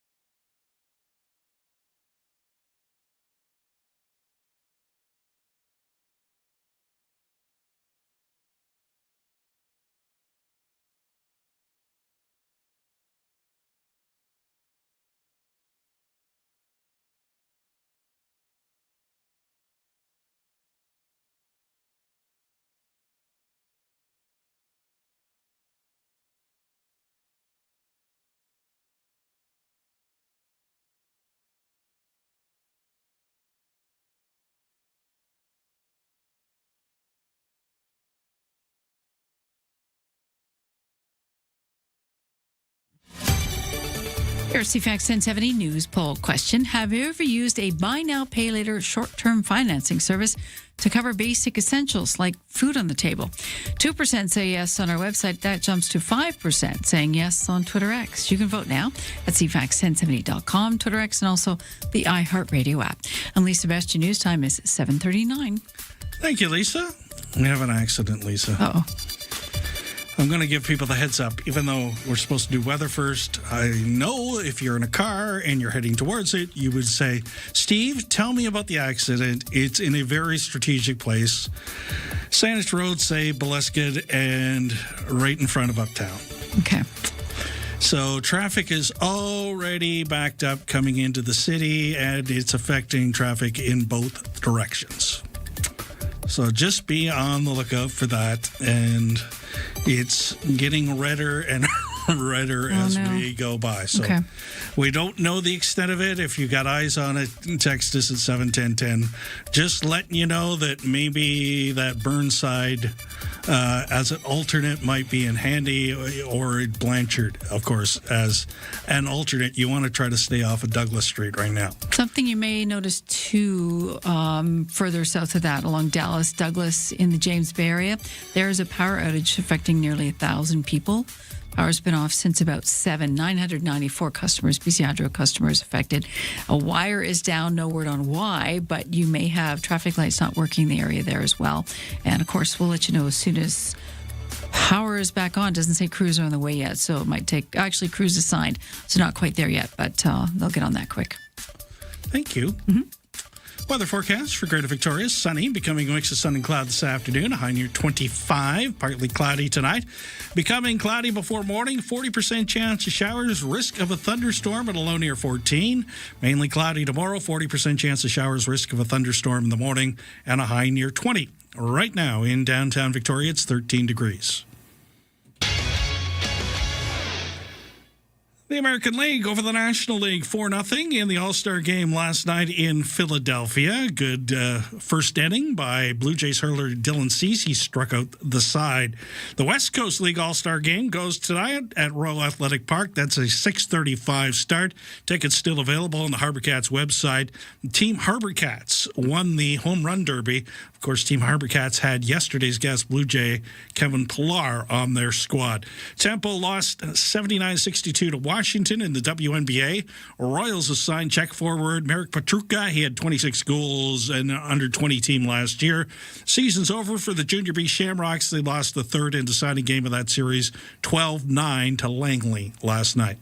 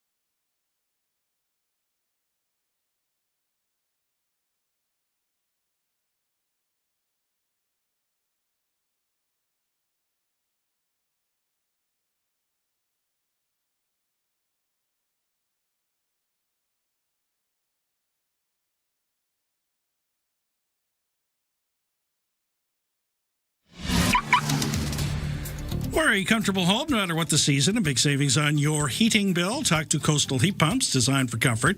The South Island's Elite Plus Fujitsu Air Stage dealer. As we mentioned, we have some traffic chaos starting to occur as the Trans-Canada by Uptown, there, the corner of Boleskine and Douglas and Saanich Road, that intersection, there's an accident there, and that is starting to stack things up on a fairly large basis right now. So just be on the lookout for that and give yourself an alternate route. The Trans-Canada generally is slow from about Veterans Memorial Parkway, speeds up a little bit, then gets really slow as you get to Island Highway, speeds up a little bit, and then gets really slow in front of Victoria General Hospital until you get through the construction zone. I don't see any other problems. Pat Bay Highway, a little slow around Elk Beaver Lake Regional Park. And at the ferry terminal, next available sailings at 8 o'clock, still has 23% available deck space. Checking your numbers on the stock market today, the TSX is up 107 points so far at 35,427. The Dow Jones up 251 at 52,759, and the Nasdaq up 102 at 26,209. The Canadian dollar up 2 basis points at 71.2 cents U.S. Let's get started. Start your day informed and entertained. Ryan and Lisa, mornings on CFAX 1070. Some comments by listeners this morning. We always appreciate those at 7:10:10. Good morning, Steve and Lisa. That Uptown World Cup bash sounds like a lot of fun, but could you add the date to the scrolling thingy on your news? Since there's a game today, I'm wondering if I should head down there this afternoon. Well, you can head down there, but you won't see the game because they've got the screen set up on Sunday for the final. Okay. So, and I did have it that for final, it said final in there, but of course did not have Sunday in there. So it's in there now. Okay. When I lived in Prince George during August, we'd quite often get a sheet lightning and thunder on a hot, cloudy summer night and see the northern lights. Prince George is lovely this time of year, by the way. Can be. Thanks to CFAX for the FIFA Fan Fest concert package. The Rosedale on Robson Hotel was a great suite. Motley Crue played an entertaining show. Okay, back up. This was our Summer of Rock. Summer of Rock. This was Terry, one of our big winners. That's who it is. Avid listener Terry. That's the way he's... Oh, okay, so this was a big deal. Yeah. Motley Crue played an entertaining show Sunday night in a fantastic venue at the new PNE Amphitheater. But the Helljet ride harbor to harbor was the real treat. What an awesome and professional way to travel on and off our island. Helljet provided the real rock star treatment for me, my wife, and I loved the whole experience. Thanks again, CFAX, Lisa, and Ryan. And that's from Terry. The whole time we were promoting this concert, because we got on board with the pub downstairs. They're like, "Hey, let's do a concert of rock and Sax Point Pub. Let's good beer, good people, and good food. What else could you want in life, really? They gave us tickets to AC/DC. I'm trying to think of all the acts now. There was a Motley Crue, and there was Guns N' Roses, and just wicked great event all around. But I was telling people who are entering, it's going to be the Helijet ride. If you've never been on Helijet before, it really is the rock star treatment. You're door to door. You feel like you're on an elevator, but you can see everything. The water and the buildings. It's just a fantastic way to travel. And so I'm really glad that Terry and his wife enjoyed the whole thing, especially the Helijet ride. It's kind of sounds silly because you think, oh, you want to go to the show and it's being over on the mainland. No, it's the trip over there. You enjoy the route there, not just the destination. So that is fantastic news to hear from you, Terry.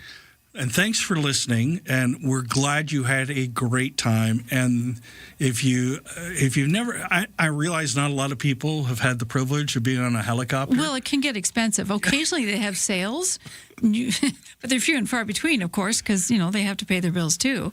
And yeah, it's a bit of sticker shock getting on a helicopter. But it is sensational, the things you can see from a helicopter and the way they can maneuver things in and out. Oh. Mm-hmm. I'm just... Now you want to get on Helijet, don't you? To be honest, when I saw that text, I'm trying to arrange a way for my daughter and I to get back to the island from Vancouver in August. Yeah. And, I went to the Helijet website. It's nice if you can take HarborJet one way and take Helijet back, or Helijet and BC Ferries, or Harbor, whatever way, but take one from the air and one from the water if you can. Totally different experience, totally different speed.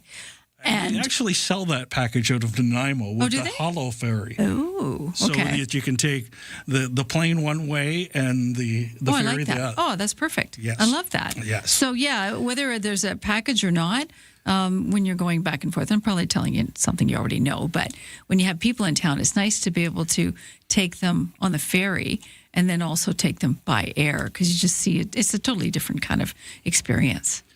Huh. And, what's below? What? Is really well created. Like Vancouver Island, the Gulf Islands, Salt Spring. Oh, what you see? Yeah. Occasionally you see orca. I have not, but occasionally you see humpback. They have been around. I know. They were. I see them from land. I never see them from the water. They were sneaking around yesterday. They're sneaky that way.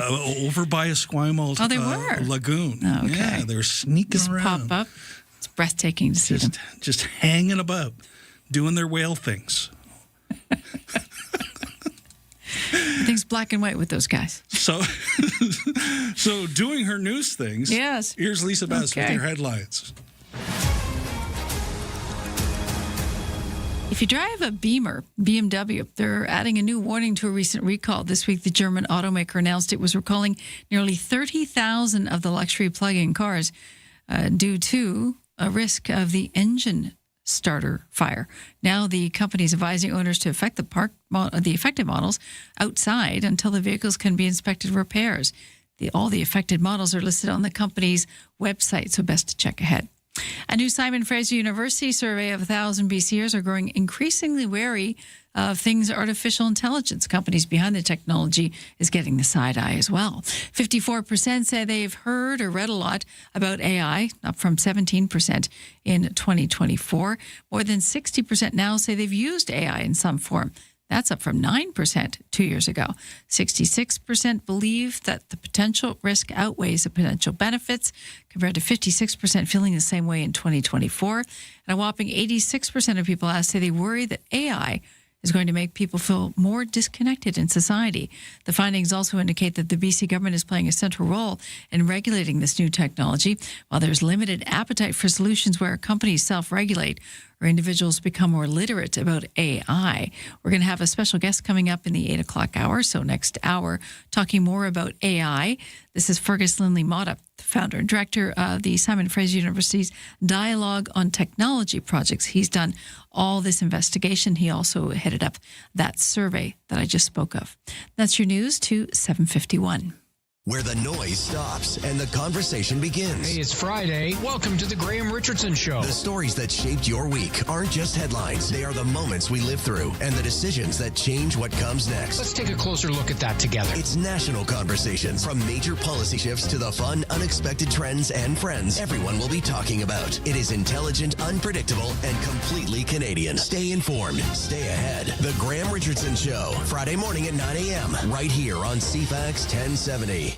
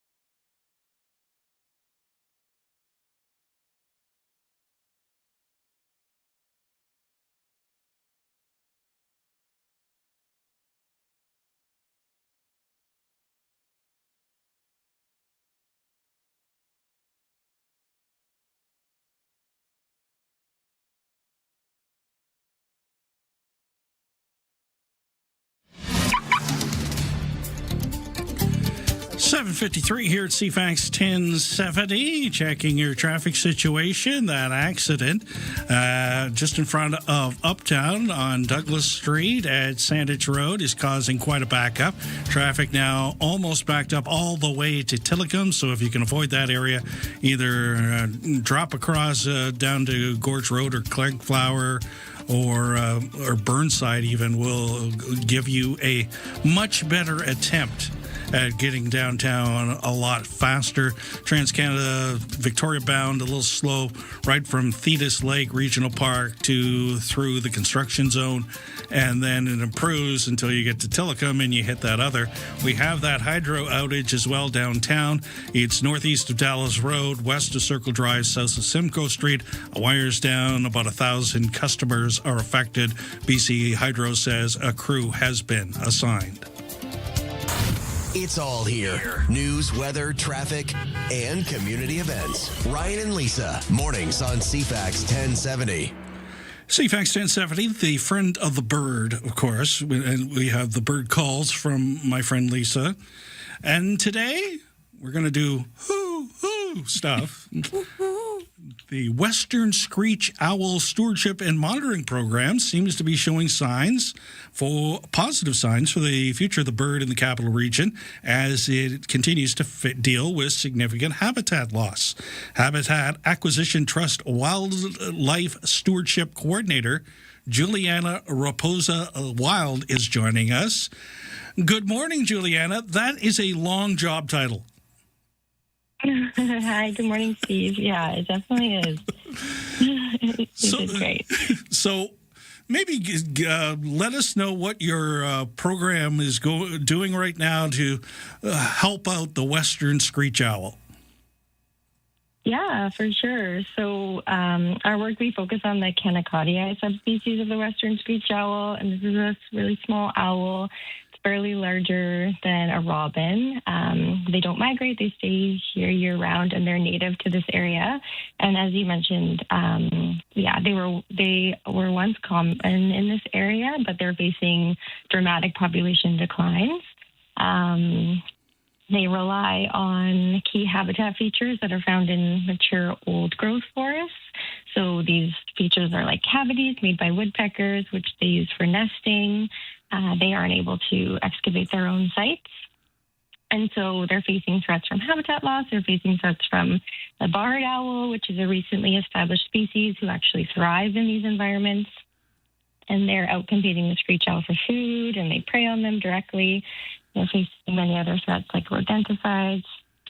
They've got predation by cats, also vehicle collisions. So, yeah, these are owls. They need our help.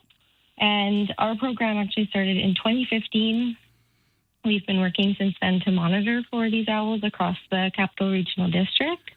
And we identify important habitats for enhancement and to protect as well. And so our program, we do lots of different things. We monitor for these owls using acoustic surveys they're called the call playback map. So what we do is we go out with a team of volunteers in areas with suitable habitat, and we set up after dusk and we play the screech owl call, and we listen for owls to call back. And this helps us where owls are located in the region. So a lot of the same technology is used for bat surveys, eh?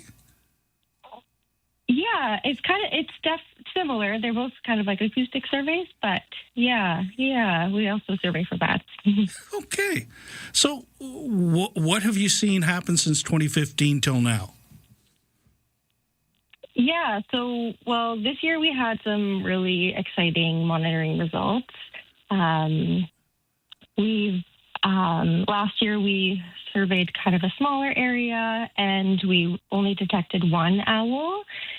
This year we were able to survey a much larger area, so we surveyed 10 survey areas compared to 3 last year, and we actually detected 3 owls this year. And we also, during spring monitoring of our hat nest boxes, we confirmed a screech owl pair using the boxes, and they had 2 chicks. And so, yeah, this is all really, really exciting. We aren't able to identify trends in the data yet, but the increase in the detections is certainly promising, for sure. We always like to get the public involved. So what can they do to support your work and maybe provide some of that habitat that has been lost? Yeah, for sure. There's a lot of ways that folks can help protect screech owls. So we always recommend keeping dead trees in mature forests if you have these features in your backyard. They're critical habitat, as long as it's safe to do so. Definitely avoiding the use of rodenticides. So if rodents consume rodenticides and then the owl eats them, the owl is also going to be poisoned. And we are always looking for volunteers to support our Western Screech Owl program. So there's lots of opportunities to get involved that way. If you want to volunteer with HAT, you can sign up on our volunteer page. And where can people find that? Yeah, so that's on our website. Our website is www.hat.bc.ca.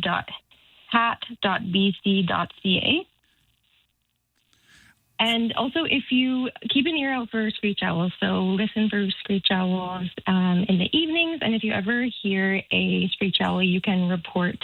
We ask that you report that detection to HAT. They have a very distinct call. It kind of sounds like a ping pong ball kind of bouncing to a stop. Yeah. And also, if you're also, it'd be great to donate to the wildlife program. Donations help us install more boxes, expand our monitoring efforts, and protect this really important habitat for screech owls and other species as well. Can you do us a favor? Can you get a recording of a western screech owl and send it to us so that Lisa can include it as one of her bird calls when we do a feature? Yeah, I can definitely send you. Yeah, I can send you a link to the bird calls. Yeah, the and one just that you use. One important thing to note about this screech owl calls is just really important to not play the calls when you're out in the wild, because this can cause stress to owls and also put them at risk of predation. So always listening to owl calls inside. But I can definitely send it to you. Excellent. Awesome. We'll share it. Mm-hmm. Well, thanks for doing this. Have a great Wednesday, and keep looking out for the owls. Much appreciated. Great. Yeah, thank you so much for having me. That's Coordinator Juliana Laposa Wild joining us about the owls.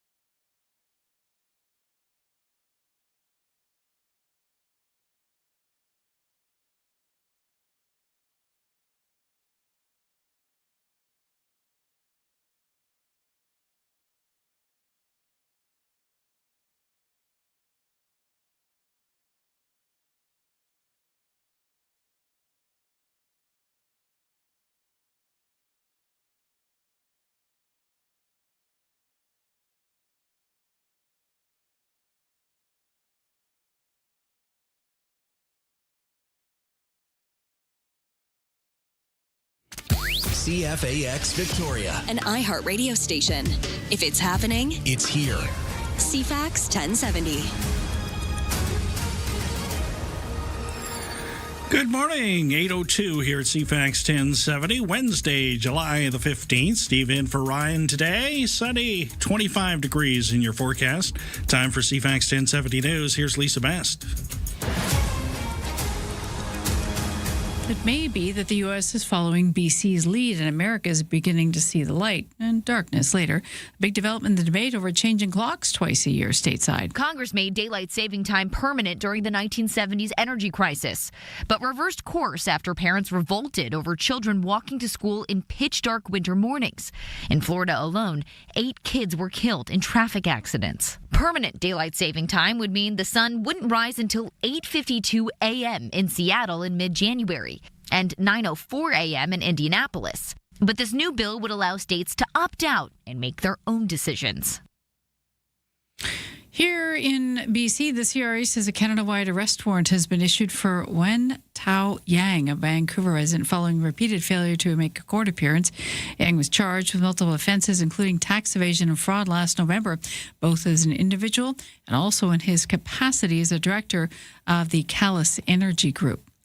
In Ottawa, the National Chief for the Assembly of First Nations says a planned meeting this fall between the First Ministers and chiefs across the country didn't come easy, and it must not be the only one of its kind. Sydney Woodhouse Nipanak describes First Nations' previous exclusion from these meetings as very disrespectful. It was a hard, long road, and I want to uplift the many national chiefs before me, the many staff that worked before me, the many folks that pushed and pushed to get a First Minister's meeting. That's just having one piece of it, but I think the old global piece of it is we need to be at the table fully. Calls for the meeting with First Ministers increased last year when the federal and provincial governments were discussing amongst themselves ways to fast-track major infrastructure projects, with First Nations not at that table. The federal government is top of the class in a new report card tackling progress on internal trade, as marked by the Canadian Federation of Independent Business. Ottawa apparently rose from a C to an A+ in this year's report card for its legislative changes and leadership in getting the provinces and territories to the table to knock down long-standing trade barriers. The CFIB's Kelly Lufke says despite those wins, most small business claims that it hasn't really translated into more sales for them. Governments across the country really have made more progress on internal trade in the last 2 years than we've seen in over a decade. And so some real improvement in the grades, but for most small businesses, really the realities in their day-to-day haven't changed. Lupke says there's still more work to be done as provinces have not yet lived up to the word to remove restrictions on direct-to-consumer sales of alcohol across this country. And the Bank of Canada held its benchmark interest rate steady for the sixth consecutive time today. The policy rate remains at 2.25% after the hold, which was widely expected by economists. New forecasts from the bank also show inflation is expected to ease back toward its 2% target by next year after jumping in response to surging oil prices over the spring. The bank is so far seeing little spillover from the Iran war into prices beyond gas pumps and the grocery store. The bank also says it was surprised by a modest contraction in the economy to start the year, but now expects those temporary drags will pass and set the economy up for growth through the rest of 2026. Michelle Zadikian, The Canadian Press. That's your CFAX News to 8:06.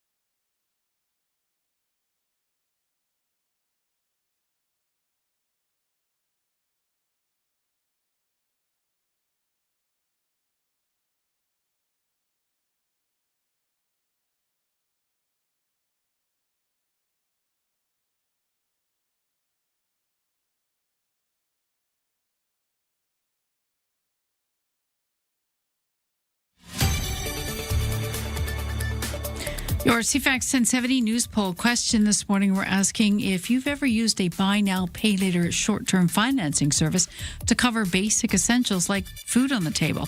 5% on Twitter X say yes, 2% on our website. You can vote now at CFAX1070.com. Social media, also the iHeartRadio app. I'm Lisa Best. Your news time is 8:03. Thank you, Lisa. Weather forecast for Greater Victoria. Sunny today, becoming a mix of sun and cloud this afternoon, a high near 25. Partly cloudy tonight, becoming cloudy before morning with a 40% chance of showers and risk of a thunderstorm, a low near 14. Mainly cloudy, 40% chance of showers tomorrow, risk of the thunderstorm in the morning, and a high near 20. Mix of sun and cloud for Friday with a high near 20. Right now in downtown Victoria, it's 15 degrees. They've just released the NHL schedule this morning. The season will begin on September 29th with 2 games. One of those involving the Canucks. They'll be on the road in Edmonton. The American League blanked the National League 4-0 in the All-Star game last night in Philadelphia. Team Harbor Cats won the Home Run Derby last night as the West Coast League All-Star game goes tonight at 6:35 at Royal Athletic Park. Tickets are still available on the Harbor Cats website. It's a Battle of the Falklands revisited this afternoon. England taking on Argentina. It's the semifinals of the World Cup. The winner meets Spain on Sunday for all the marbles. Spain blanked France 2-0 yesterday. The Royals have signed check forward Marek Petruka. He had 26 goals last season. And Steve Yzerman has stepped down as general manager of the Red Wings. He'll run things until a replacement is named.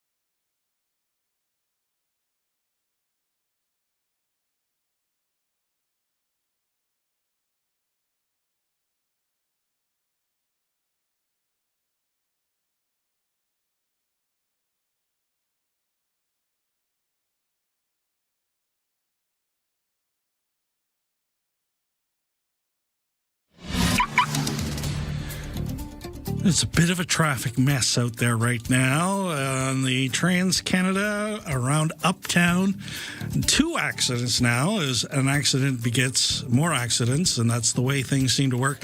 So it starts to be slow in the Victoria-bound lanes just around Burnside, actually. Just after the Burnside exit, then it's slow right through past Uptown, and the Nanaimo-bound lanes are in good shape. So you're fine if you're headed out of the city. If you're coming into the city, there's 2 accidents. You're going to have to negotiate. A lot of people, it appears, took our advice about using Burnside as an alternate to the point where that's now slow. So you might want to consider going all the way down to Gorge Road instead, because it's moving a lot better than Burnside is at this point. Some other streets, Harriet is not in great shape as you head towards Uptown, and yeah, it's a bit of a mess. Meanwhile, outage-wise, wire down affecting almost 1,000 customers northeast of Dallas Road, west of Circle Drive, and south of Simcoe Street. That's in James Bay, of course. Crew has been signed. As soon as we get an update from BC Hydro, we'll pass it along to you.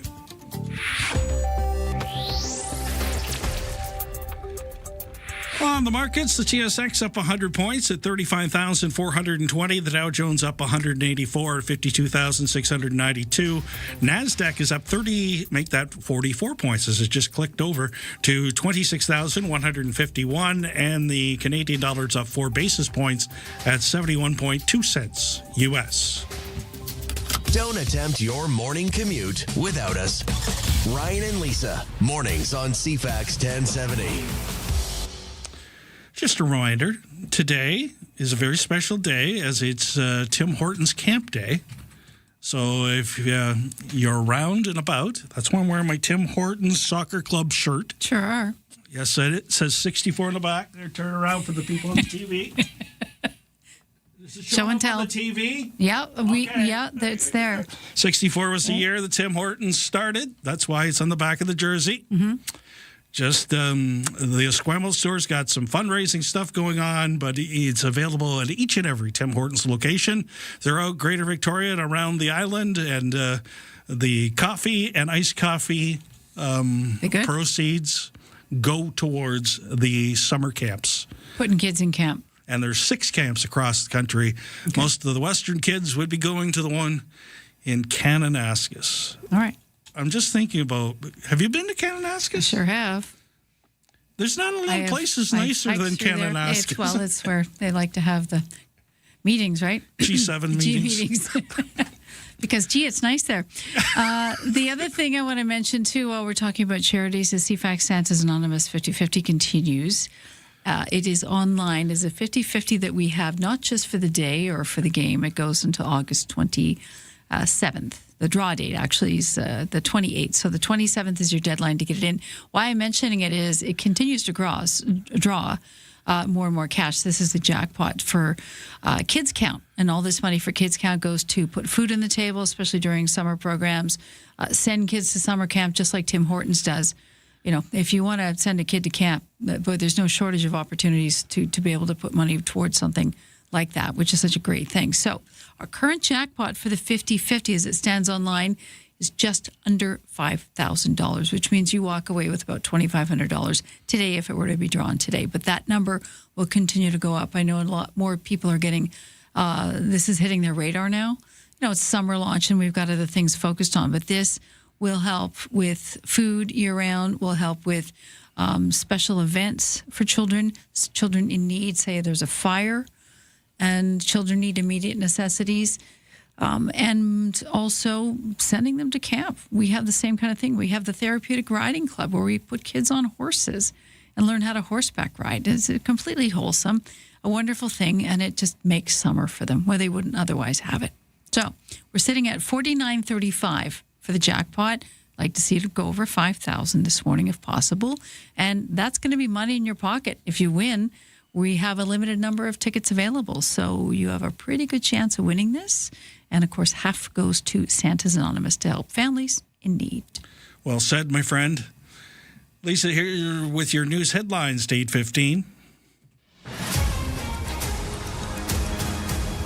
Investigators with the Transportation Safety Board of Canada arriving at the site of a fatal helicopter crash in a remote coastal inlet here in BC. West Coast Helicopter says the pilot and crew from a logging company were killed yesterday when a Hughes 500 helicopter crashed. BC Emergency Health Services say a third person was flown out by air ambulance. They're apparently in stable but serious condition. West Coast Helicopter says the pilot had worked with the company for the past 5 years. Always had a smile on his face, adding he was well known in the community of Port McNeill here on Vancouver Island. Forest Minister Ravi Parmar says the BC government is deploying staff to support affected workers for Canfor. Announced a plan to permanently close its Northwood pulp mill outside Prince George. That means 300 people are losing their jobs. Parmar says he's also reached out to the Workers' Union, Unifor Local 603, as well as the City of Prince George, and offering others his support. Vancouver-based Canfor says the pulp and paper sector is facing significant challenge, and the additional production capacity that's come online globally has created an oversupply in the market, a bit of a glut, putting downward pressure on prices. And something light this weekend, spinning out for specials, special gifted people who like to knit, crochet, and weavers this weekend. It's the Spinnacle Yarn Cafe's 4th annual Entwined Market. Features more than 50 yarn and fiber dyers, weavers, spinners, textile artists, potters, beaters from across BC and Alberta. It goes 11 to 5 Saturday at Royal Roads University's John Horgan campus. That's at 798 Goldstream Avenue. So if you want to get crafty, that would be a spot to check out. That's your news to 8:17.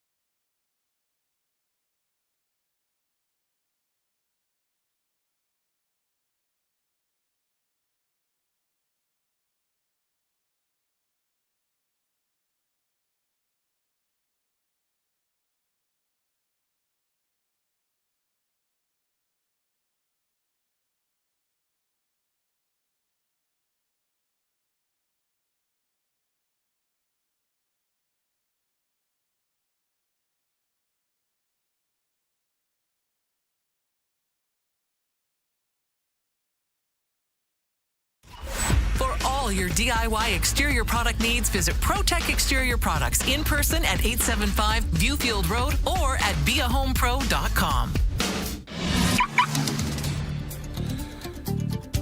8:19 here at CFAX 1070. Once again, we have those travel delays due to a pair of accidents on the Trans-Canada Victoria bound right in front of Uptown. Traffic is backed up all the way to Burnside, Victoria bound, and it's also slow again once you get past that at Cloverdale as you approach Midtown there. It's also busy as well.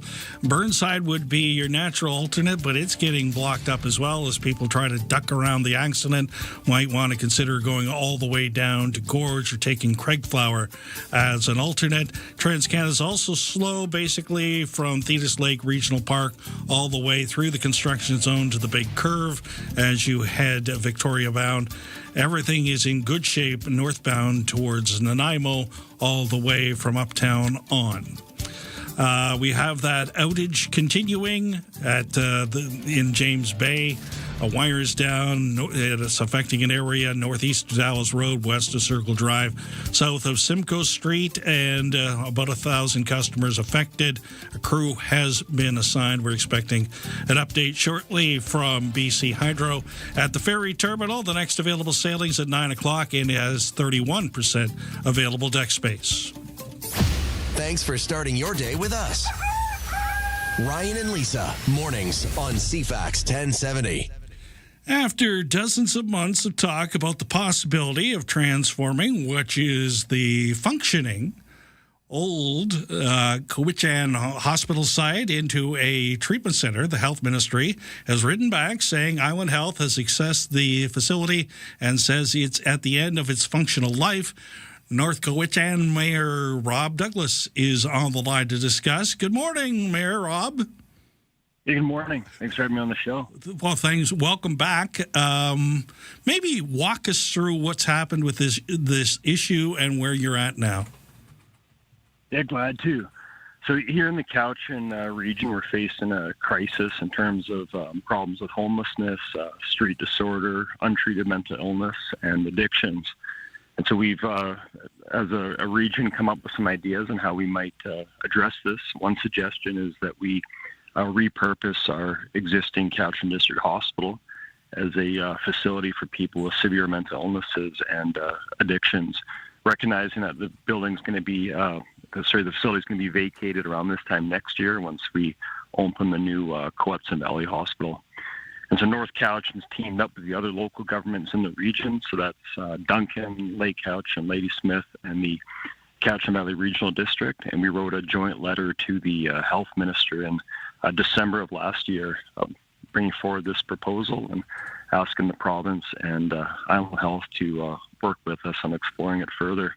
We just recently heard back, and as you noted, the Health Minister has determined that the facility has reached the end of its functional life and that they don't consider repurposing it for these uses a viable option. Were you surprised by that response? Yeah, definitely surprised and disappointed. I mean, it's an aging facility. I just recently had a tour of it in April with the leadership from Island Health, and it's certainly deteriorated over the years. There's a lot of deferred maintenance, but the reality is it's a fully functioning regional hospital that's serving thousands of patients every year, and one would think that with some upgrades we could extend its useful life a bit further. Yeah. Did you see anything glaring that it couldn't be refunctioned? Because it your proposal makes tons of sense on the surface, for sure. Is there some underlying thing that maybe we haven't heard about yet? Yeah, that's. I mean, if the province isn't willing to further consider repurposing the facility, we'd expect that information, those details, to be shared with us. However, the response letter that we received didn't include that type of information. Is there any other sites that you could propose? I can understand why the Duncan region in particular would want this, with some of the stories we've seen come out in a more central location, and the province has basically promised we're going to put one on Vancouver Island somewhere. Yeah, there's likely quite a few other locations where we could have a facility like this. The challenge, though, is new construction costs have become so high in recent years, and we know the province is facing its own fiscal constraints. We're in a similar position here in North Cowichan as we just lost our pulp mill, which is our biggest single taxpayer.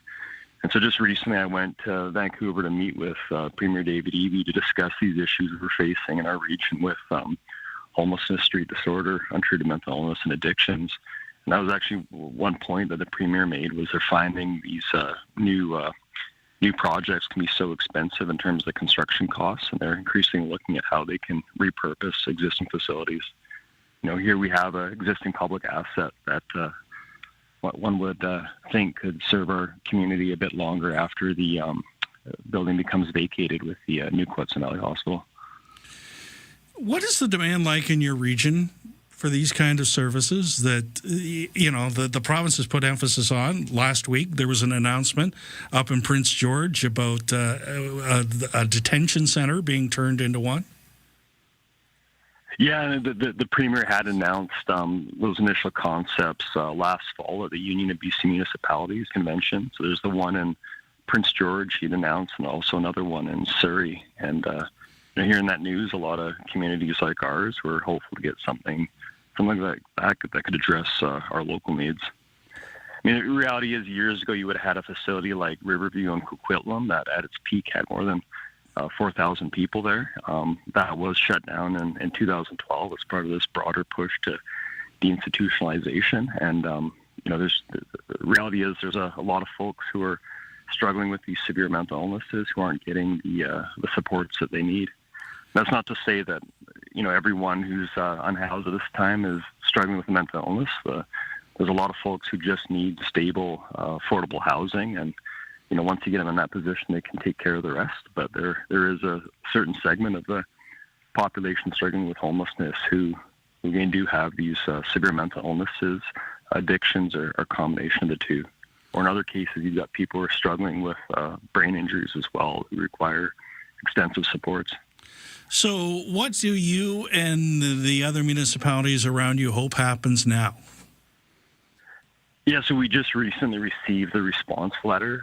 Our council here at North Cowichan hasn't had a chance yet to discuss it as a group. Today, actually, we're having our first regular council meeting since getting the letter, and we're going to discuss next steps.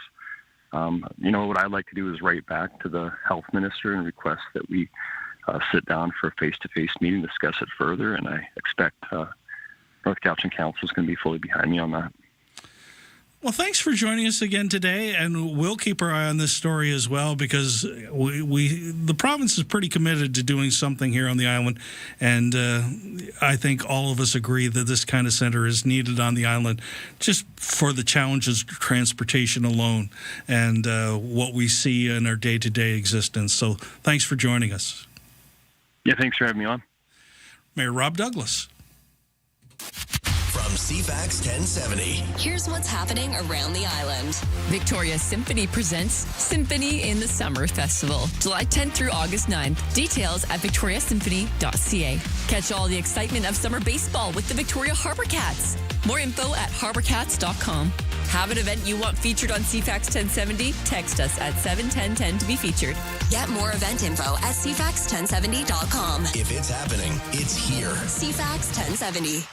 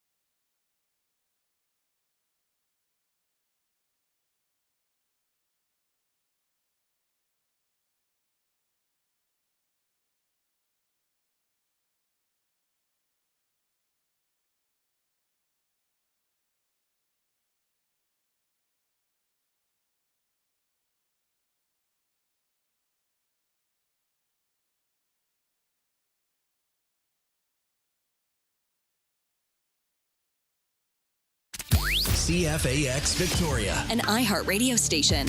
If it's happening, It's here. CFAX 1070. It's exactly 8:30 here on Wednesday, July 15th. Steve in for Ryan. Sunny, 25 today. Time for CFAX 1070 News. Here's Lisa Best. Just keeping you abreast of that BC Hydro outage in James Bay that's affecting 994 homes and businesses. Power went out at 7:01 this morning due to wires down. Crews are assigned, not on site as of we know of yet. So we'll let you know as soon as we get an update on this, when the power is going to be back in James Bay. But it's a cereal breakfast for the moment. On the mainland, BC Highway Patrol say they stopped a woman, 22-year-old from Vancouver, on a motorcycle, which has now been curbed. She was doing 177 in an 80 zone on her motorcycle on Highway 99. This happened last weekend. They caught her Saturday morning near Furry Creek. And the rider only had a Class 7, which is a passenger vehicle learner, and a Class 8 motorcycle learner license. So on top of the motorcycle being impounded, she now faces some pretty steep fines, and best of luck getting your ICBC approval. The Canadian Real Estate Association has reversed its forecast for home sales this year. It now says it anticipates less activity overall compared with last year, after previously projecting an increase. The association's senior economist, Sean Cathcart, says there are encouraging signs emerging as he expects first-time buyers in particular to be keen to move off the sidelines in the back half of the year now that interest rates have stabilized. It's a moving target. But it would seem to me that, and certainly a pattern in the last few years has been a tough start to the year and a stronger finish. That's what we're forecasting. In June, national home sales edged up almost 1% compared with the same month last year, while activity also ticked half a percentage point higher from May. You might want to keep a watch on gas prices. I know it sounds like a broken record, but apparently they may climb again. And what analysts believe it could be days or even weeks of sustained increases at the pumps. Here's Canadian for Affordable Energy President Dan McTay. The world is quickly running out of oil, available oil to meet demand. So it's pretty clear to me that you can only ignore economic fundamentals for so long. And the complacency by Wall Street may be one thing, but the reality is about to hit everybody pretty darn hard. The price for a litre of regular gas at pumps locally hovering around $1.89.9 a litre, diesel anywhere from $2.10 to $2.37. It remains unclear how high gas prices could climb as the fighting between the U.S. and Iran escalates again in the Strait of Hormuz. On that note, the war is intensifying. This morning, the U.S. completing another round of strikes on Iran targeting coastal defense systems. This fight is now focused on a battle for the Strait of Hormuz, which ships were able to pass through freely before the war started. Iran has been firing on cargo ships and American allies. The U.S. overnight launching a 7-hour wave of strikes aimed at degrading Iran's ability to threaten commercial shipping. And the president says these attacks will escalate in the coming days. We'll keep you posted as to what comes next. The National Chief of the Assembly of First Nations says that planned meeting this fall between First Ministers and chiefs across the countries didn't come easy. It can't be a one and done. Cindy Woodhouse-Nepanak says the meeting with the Prime Minister and the Premiers will be a big test of Canada's ability to reconcile economic growth with First Nations rights. It's going to be a real test with this government on how they want to work with us, and as well as with the provincial governments across the country. If they're serious about making a better Canada, that means including First Nations. We're going to put the invitation as well for the day before. Often, the leaders of national Indigenous organizations, including the AFN, were invited to participate in a side meeting before or after the Prime Minister and Premiers met themselves. But a larger gathering involving the chiefs of individual First Nations has not happened. A big development in the debate over changing clocks twice a year stateside. House lawmakers passing a bill to keep daylight saving time year-round. Congress made daylight saving time permanent during the 1970s energy crisis, but reversed course after parents revolted over children walking to school in pitch-dark winter mornings. In Florida alone, 8 kids were killed in traffic accidents. Permanent daylight saving time would mean the sun wouldn't rise until 8:52 a.m. in Seattle in mid-January and 9:04 a.m. in Indianapolis. But this new bill would allow states to opt out and make their own decisions. The British government keeping an eye on time, not a time that teenagers spend on social media. They've announced plans for 16 and 17-year-olds to face voluntary overnight social media curfews. It said that feature can keep users scrolling for longer and also be switched off by default by older teens. Critics question the effectiveness of the measures, given that teens are able to switch off the default settings. The planned restrictions come a month after the government unveiled a social media ban for those under the age of 16 years old in that country. That's your news to 8:35.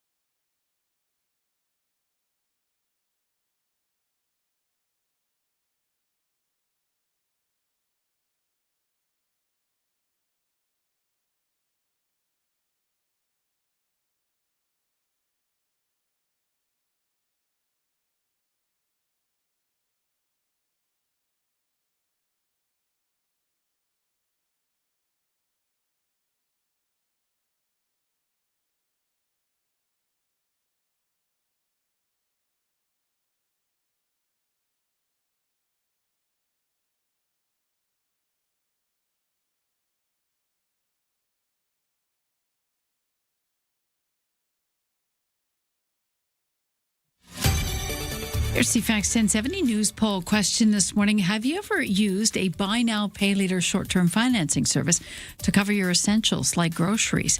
2% say yes on our website. That number jumps to 5% on Twitter X. You can vote at CFAX1070.com, social media, also the iHeartRadio app. I'm Lisa Best. Your news time is 8:37. Lisa, the public has identified what the real problem is with all these traffic accidents this morning. What is it? Quote, Ryan, all last week, there's no traffic, not a single car on the roads. Drive to work with your eyes closed if you feel like it. Jinxed us. Steve, this week, main route, backed up. Your backup route, backed up. Your backup route, literally on fire. There's an accident in your driveway. Oh. You're already late for work tomorrow. Coincidence? I think not. Yes, I take full responsibility. We blame Steve. For chaos. It'll be a new segment, Blame Steve. Chaos. It's chaos in the streets. Well, it's a bit of gridlock anyway. Yes. It's usually a fender bender, but if you're stuck in traffic and the vehicles involved can't move off to the side, well, then it causes more gridlock. And by the way, our intrepid reporter, Kate Hutchinson, has let us know that it's a semi and a car in that accident. That sounds more serious. Yes. So, and it's right in the intersection. So that's what's backing things up. Okay. Thank you, Kate. And yes, weather forecast. Let's talk thunderstorms. Okay. Sunny today, becoming a mix of sun and cloud this afternoon. It's a nice day, high near 25. Partly cloudy tonight, becoming cloudy before morning. 40% chance of showers. Risk of a thunderstorm at a low near 14. Mainly cloudy tomorrow, 40% chance of showers. Risk of a thunderstorm in the morning with a high near 20. Right now in downtown Victoria, 15 degrees. Here's your World Cup update. This is your TSN Radio FIFA World Cup 2026 update. I'm John Rodenberg. Spain will play for the World Cup title after upending favored France 2-0 in the first semifinal. Spain scored first when Mikel Oyarzabal scored on a penalty kick in the 22nd minute, and then in the 58th minute, Porro, Olmo, Pedro Porro! It's happening for Spain! Pedro Porro scored a give-and-go goal to give Spain the lead they would not relinquish. French star Kylian Mbappe was held without a shot on goal as Spain had its sixth clean sheet in 7 matches. Today, England and Argentina will decide the other finalists at 3 p.m. Eastern. Argentina seeking a second straight trip to the final, while England tries to keep its dream alive of its first title in 60 years. You can watch the FIFA World Cup matches on TSN, CTV, Crave, and streaming at tsn.ca.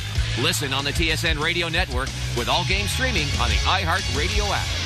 NHL schedule was released this morning. The season starts September 29th. There's 2 games, and the Canucks will be one of them. They'll be on the road in Edmonton. West Coast League All-Star game goes tonight. That's a 6:35 start at Royal Athletic Park. Tickets still available.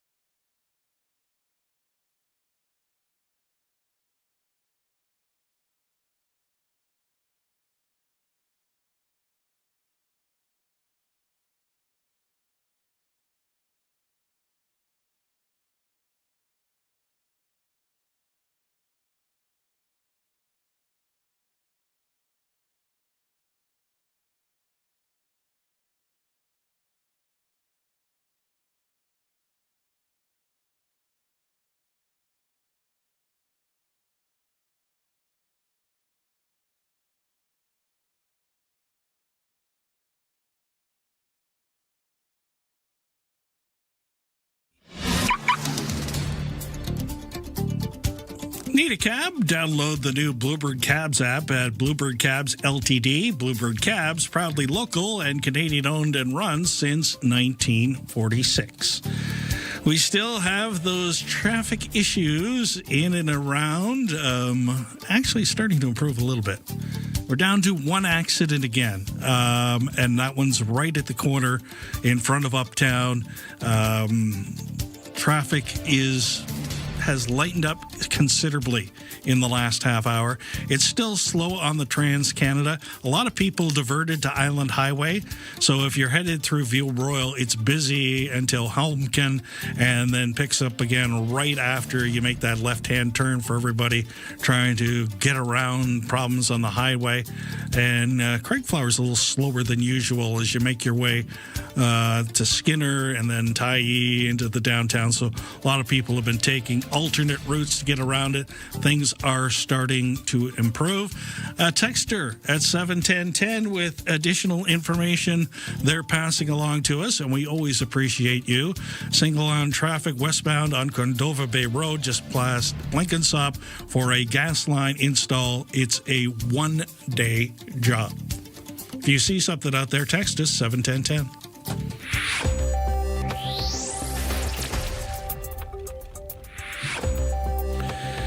On the markets, first of all, the Bank of Canada is holding its key rate steady at 2.25% today.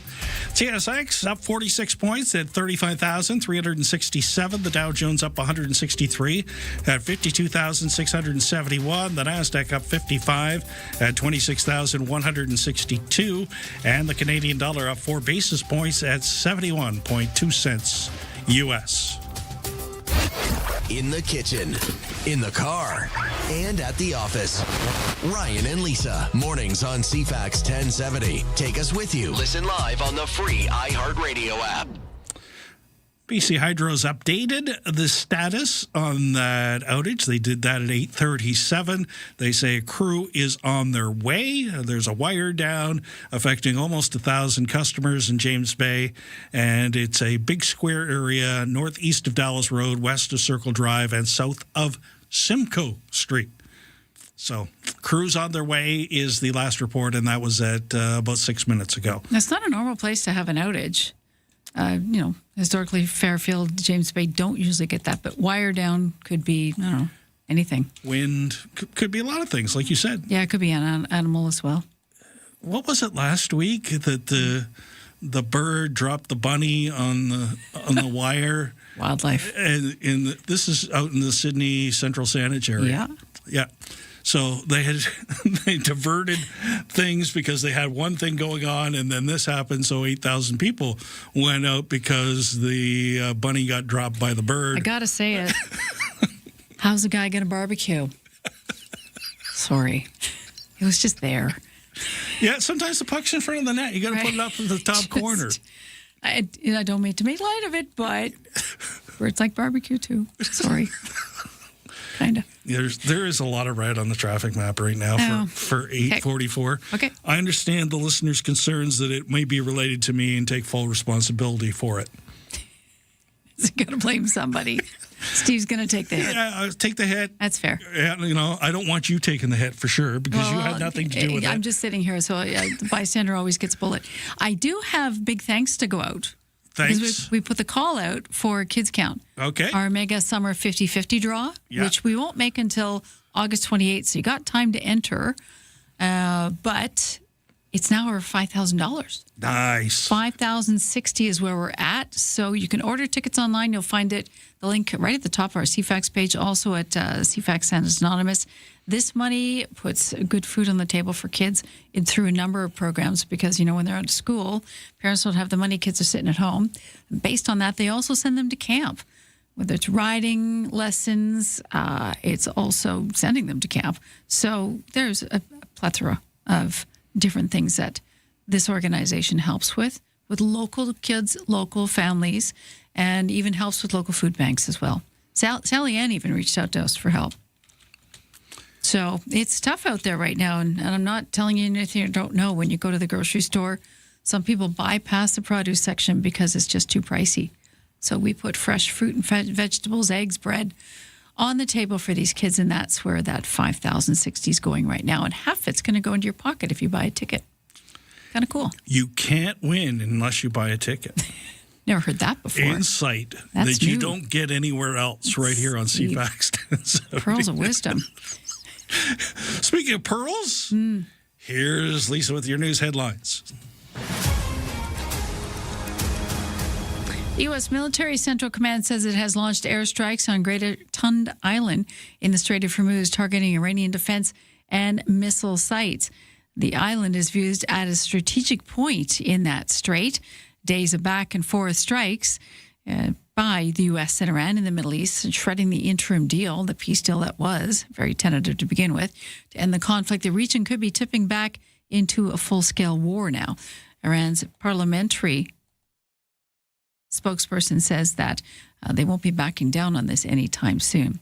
A Simon Fraser University survey of 1,000 BCers are growing increasingly wary of artificial intelligence. The companies behind the technology, 86% say they worry that AI is going to make people feel more disconnected in society.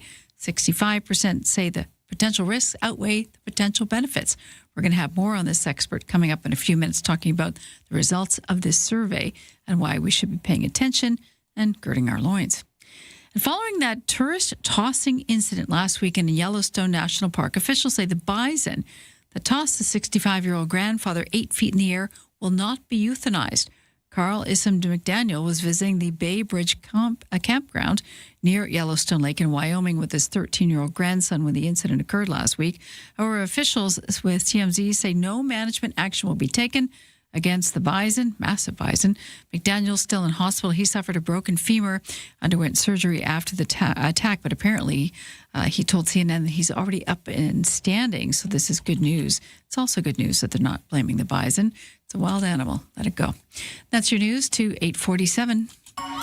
This summer, 3 of Vancouver Island's biggest voices are coming together to make a real difference.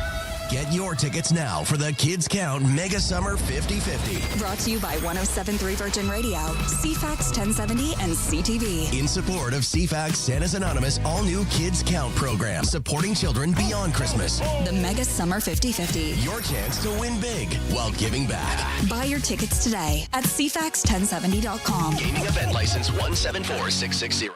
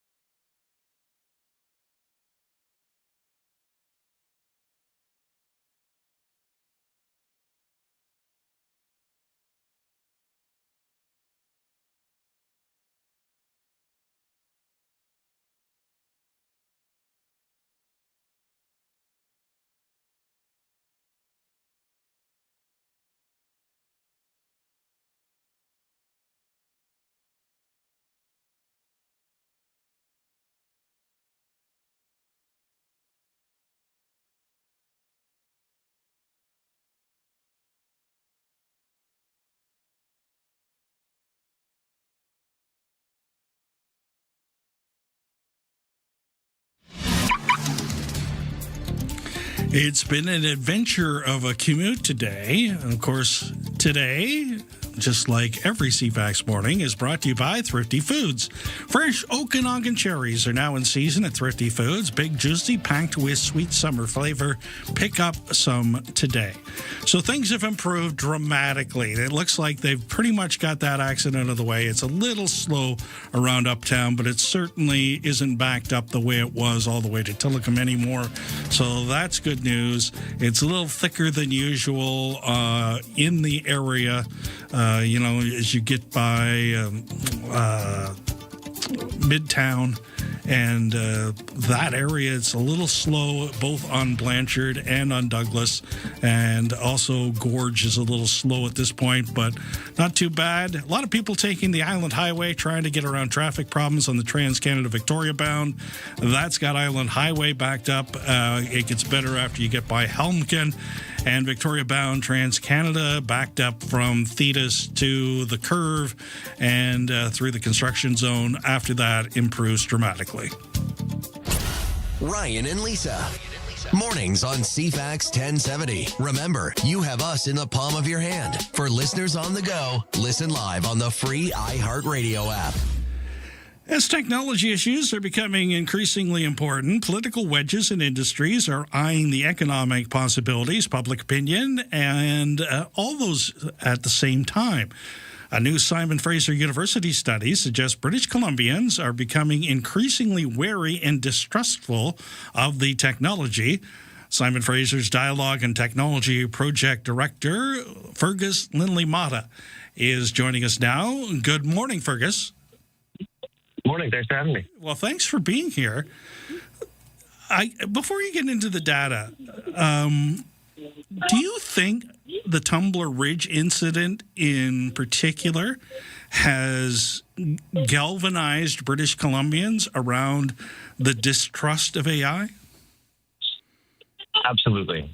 I should say that this study was conducted before Tumbler Ridge took place, so we've seen the effects of that tragedy affect the public and the policy discourses ever since. Right. So it's very difficult now to have a conversation around governing or regulating chatbots, or a conversation around how U.S. tech companies are playing a role in Canada without understanding now the very real and the very dangerous and very felt consequences of these technologies and what it means to get regulations wrong. So maybe provide us some context on how you collected this data and what we should know about it. Sure. So for some context, as you mentioned, I run the Dialogue on Technology project at FSU, and we're dedicated to increasing the range of voices at the decision-making table around AI, right? So power is less concentrated in a small group of companies and countries so that we can maybe better govern this technology. So we conducted public opinion research to understand how British Columbians are thinking about AI, not just whether they use it, but what they trust, what worries them, where they see benefits, and what kind of regulation or public information they might be looking for. So we ran this in both 2024 and earlier this year. And in both cases, we surveyed over 1,000 British Columbians on the issue. And the top line is kind of this. In 2026, British Columbians are more aware of AI than they were before, more likely to have used it, and significantly more concerned than they were in 2024. Residents of BC are paying attention. Many are using these tools, but as awareness grows, their confidence is declining and the desire for guardrails is actually growing. Who's feeling optimistic about it right now? There's not a huge amount of optimism. Wow. I should say, I mean, that there are some positive, over half of respondents continued to believe from 24 to 26 that AI has a positive impact on the amount of time it might take to get things done. There are efficiency interests. There are also interests in, really just a fascination by the technology itself. Almost 60% agreed that they were fascinated by the idea that machines can learn, think, and what potential that might have.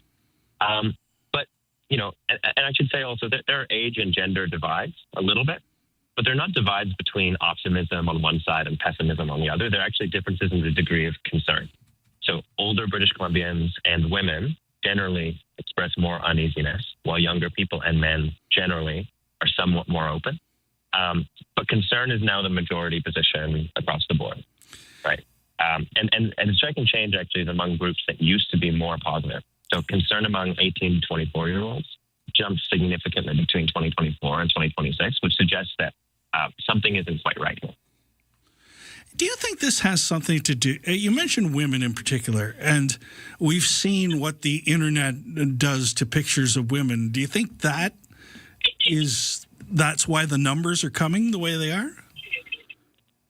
I can't say for sure, right? All we do is assess where people are at and their responses. And I could also say, because of the sample size, it's difficult to go too deeply into specific population groups and generalize too much from there.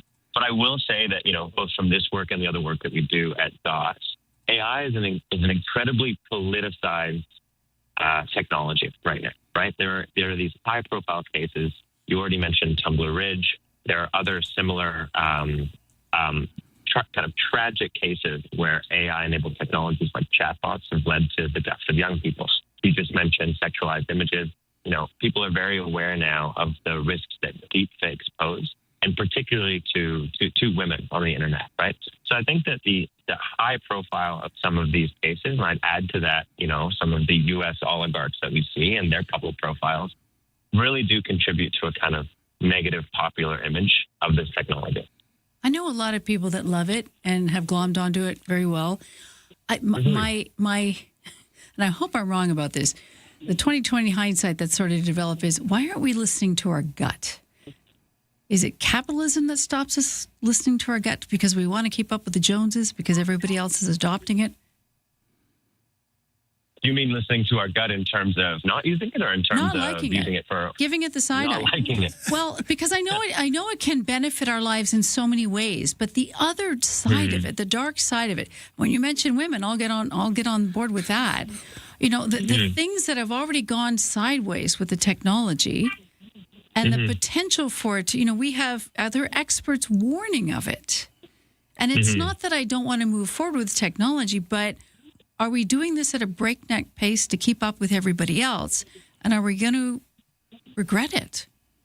Yeah, so it's a really important question. I think you're right in pointing out that there are a couple of different dynamics that are really speeding this up in a way that maybe people in general aren't comfortable with, and that maybe we aren't comfortable with on this call, right? These include, profit dynamics, right? There's a sense that companies are in a race to try to develop and commercialize these technologies, even when sometimes they don't work all that well. And there's a similar race happening geopolitically where, countries think that if they just get ahead in the so-called AI race, they'll be able to reap all these benefits. But that's actually really out of step with where public opinion is, right? We see from our research that people don't want to just know more about the technology. They don't want to just adopt the technology more. They want to be shown that the technology can be used safely, right? So ironically, those same dynamics that are pushing, for example, the government of Canada to try to really rush to adopt and really push it in all areas of the economy, those dynamics actually need better governance. They actually need that kind of sober second thought so that people can trust the technology to be a little bit safer and then maybe pick it up. Wow. I wish we had more time for you because your knowledge is outstanding, and I think we can all learn something about it, especially, you mentioned the demographics and folks my age, and we embrace some of it. I don't think we embrace all of it at this point. But thanks for joining us. I'm fascinated. Have a great day, Fergus. Thanks for joining us. Thanks so much. Thanks to both of you. Bye-bye. Fergus Lindley-Mata with the Simon Fraser University. That's doing it for us today. Have a great day. The traffic seems to be getting better. Sorry about that. I'll try to do better tomorrow.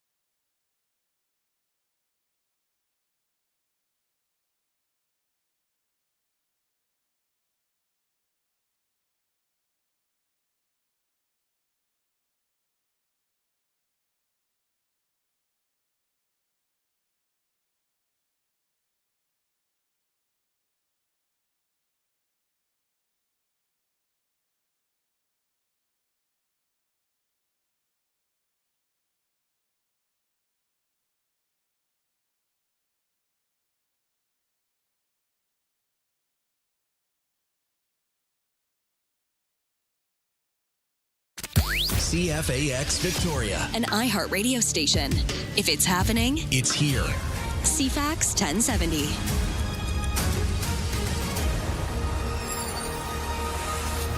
Good morning. I'm Lisa Best with your CFAX 1070 news to 9 o'clock. We begin on the wildfire front. The BC Wildfire Service says a RAP attack crew has been added to the firefighting efforts in the Brunswick Creek Complex fire outside Boston Bar. The service employs about 40 firefighters trained to rappel from a helicopter into areas that are otherwise pretty impossible to access. It comes after wildfire officials warned of a significant increase in fire activity this week. Hotter, drier temperatures on the way. Wildfire Operations Director Cliff Chapman says the risk is particularly high in the southern two-thirds of the province along the U.S. border. We're anticipating that we will see dry lightning in those areas. What dry lightning means is that we will see high winds, lightning hitting the ground, and it will come with very little or no precipitation, leading to a very high potential of wildfire starts and wildfire spreads. There's about 20 fires actively burning across BC, including two that is considered out of control. New fires on Vancouver Island. But the persistent drought in straining streams and watersheds will be a problem moving into summer. A BC helicopter company says 2 people have died, 1 injured, after one of its craft went down in the Central Coast during forestry operations on Tuesday morning. West Coast Helicopters says its pilot and a crew member from a logging company were killed when the Hughes 500 chopper crashed in Loughborough Inlet around 6:15 a.m. on Tuesday. BC Emergency Health Services says a third person was flown out by air ambulance to hospital where they are in serious but stable condition. The Transportation Safety Board of Canada crews, the investigators are now arriving at the site this morning. The Bank of Canada is keeping its benchmark interest rate on hold at 2.25%. The decision came even as inflation hit 3.2% in May.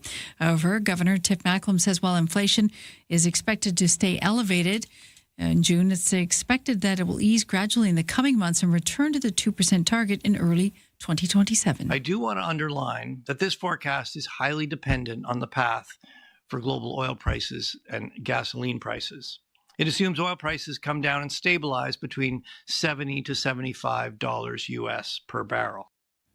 Macklem says the 2 biggest risks to the projection are the conflict in the Middle East, which rages on, and then Canada's trade relationship with the U.S., which remains prickly.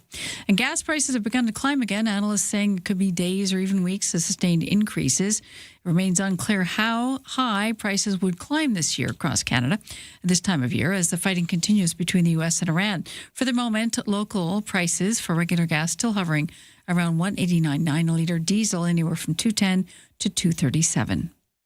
Today's CFAX 1070 news poll. Have you ever used a buy now, pay later short-term financing service to cover essentials like groceries? You can vote now at CFAX1070.com or in the iHeartRadio app. Your CFAX forecast: sunshine today for the most part. Winds 30 along the Waterfuga Strait. The high 25 is going to feel more like 28 when you factor in the humidity. Partly cloudy tonight. 40% chance of showers. Also risk of a thunderstorm. Low 14. Mainly cloudy tomorrow with a chance of a storm again. And a high of 20. Hey, it's Adam Sterling. I'm live at 11 a.m., diving into the issues that matter most here in the Capital Region. Right after Vashi Capellos, don't miss it on CFAX 1070 and the all-new iHeart Radio app.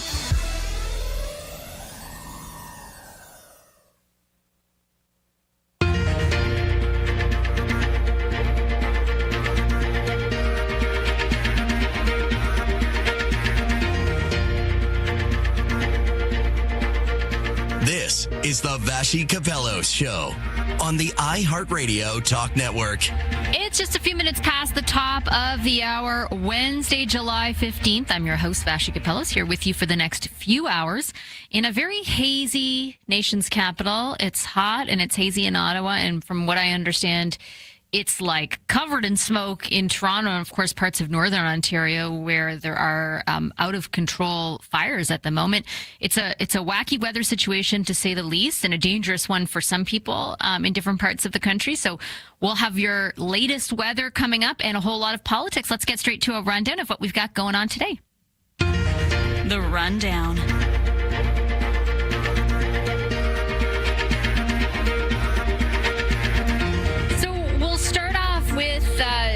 of the news outside the weather before we get to kind of the most prescient explanation of the weather we are experiencing across much of the country. The Bank of Canada, this is something that really affects all of us, really, has decided to hold its key lending rate at 2.25%. That was expected by economists, basically because there's so much different data out there. Some of it good news, some of it bad news, with the net outcome kind of being this stasis, the same situation that we were in the last time the Bank of Canada's governor decided to hold the line, the last announcement that they made where they also held the line. Here is Tiff Macklem saying, these are the three primary messages the governor of the Bank of Canada has about the decision to hold the interest rate. First, after stalling over the past year, economic growth looks to have resumed in Canada. While U.S. trade policy continues to be a headwind, consumers have been resilient and businesses are adapting. Second, inflation in Canada is poised to ease, provided global oil prices decline from elevated levels. And third, uncertainty remains high. The conflict in the Middle East has re-escalated in recent days, and trade discussions with the United States remain ongoing. So there's a whole lot of uncertainty on a whole lot of fronts. On the inflation front, so how much things cost, how fast prices are going up. Tiff Macklem, the governor of the Bank of Canada, whom you just heard, when he was making that announcement to hold the line on the key lending rate, talked a little bit about the bank's outlook for inflation. Inflation is expected to stay elevated in June and then ease gradually in the coming months, returning to the 2% target in early 2027. I do want to underline that this forecast is highly dependent on the path for global oil prices and gasoline prices. It assumes oil prices come down and stabilize between $70 to $75 US per barrel. Well, you can't assume that, and I'm going to get to it in a second, but things are very uncertain when it comes to the price of oil, and in fact, that is not happening. The price is not going down. So that points to kind of the instability more largely that Macklem and the bank is dealing with. That's the governor of the Bank of Canada, Tiff Macklem. He also said, and this is something I think all of us are listening very closely to, that the possibility of future rate hikes is not off the table depending on what happens with this war. I mean, let's be frank, the situation in the Middle East remains very volatile. It looks like it's a long way from being resolved. And so, yes, if oil prices go higher and they remain higher, there may well still be a need for consecutive hikes. Consecutive hikes. So that is the governor of the Bank of Canada, Tiff Macklem, which leads me right into the possibility of what's going on with the United States and Iran and the possibility of further increases in the price of oil. The U.S. has reimposed a naval blockade on Iran, plus intensified its airstrike campaign in retaliation for Iran's attacks on ships that are trying to pass through the Strait of Hormuz. Iranian officials say that the American strikes hit an Iranian army barracks and they killed at least 7 troops and wounded more than 260 people across the country. But this back and forth in the renewal of the fighting has certainly had a salient impact on the price of oil. So the price of West Texas Intermediate, the U.S. benchmark, hit $80 earlier today for the first time since mid-June. In an interview on Fox News, U.S. President Donald Trump says that the strikes are going to continue until Iran agrees to more negotiations on a permanent ceasefire. We're going to hit them very hard tonight. We're going to hit them very hard tomorrow night. We're going to hit them very hard the night after. And then next week it gets really bad for them because next week comes the power plants. Next week comes the bridges. We're going to knock out all their power plants. We're going to knock out all their bridges unless they get to the table and negotiate. So take it all with a grain of salt, obviously, because sometimes what the president says he's going to do, particularly with this war, though more largely with other subjects as well, is not actually something that materializes. But what we do know is that there's no way to predict what's going on with the Middle East, and therefore there is a big impact economically and in particular on the price of gas. So we're going to talk about all of that with the one and only Frances Donald coming up. She's the chief economist at the Royal Bank of Canada. We'll also ask her about Governor Macklem's prediction that there could be further hikes or that those hikes are not off the table, because I know that's of great interest interest to all of us. So Francis will join us live at 20 minutes past the top of the hour. Right now, as promised, I do want to get to our weather because I don't know if your phone is like mine. It's blowing up today with lots of people sending pictures of how crazy the sky looks in certain parts of, in particular, the province of Ontario, but Quebec as well. Doug Gillum is a senior meteorologist with the Weather Network, and he has generously lent us some more of his time today. Hey, Doug, good to have you back. Thanks. My pleasure. Good afternoon. So let's talk a little bit, if we could, about air quality first, because we've got Windsor, Toronto with orange air quality warnings right now. Toronto's air quality, according to IQ Air, is the worst in the world right now. What's happening? Yeah, I mean, when you have a heat wave, you often do, with the sinking air, get a buildup of pollution that's generated locally. But in this case, it's so exasperated by the smoke from the wildfires, especially across northwestern Ontario. Those fires were smoldering, and then when temperatures soared to the upper 30s to near 40 with windy conditions on Monday, just a line of fires erupted. And now the smoke plume is spreading across the Great Lakes region into southern Ontario, and also into Quebec and into the northeastern U.S. And typically, when we get relief from the heat, we also get relief from the poor air quality. But because the fires are to our northwest, when the winds turn to the northwest and bring in what typically would be cleaner, cooler, drier air, it's cooler and drier, but it's not, we're definitely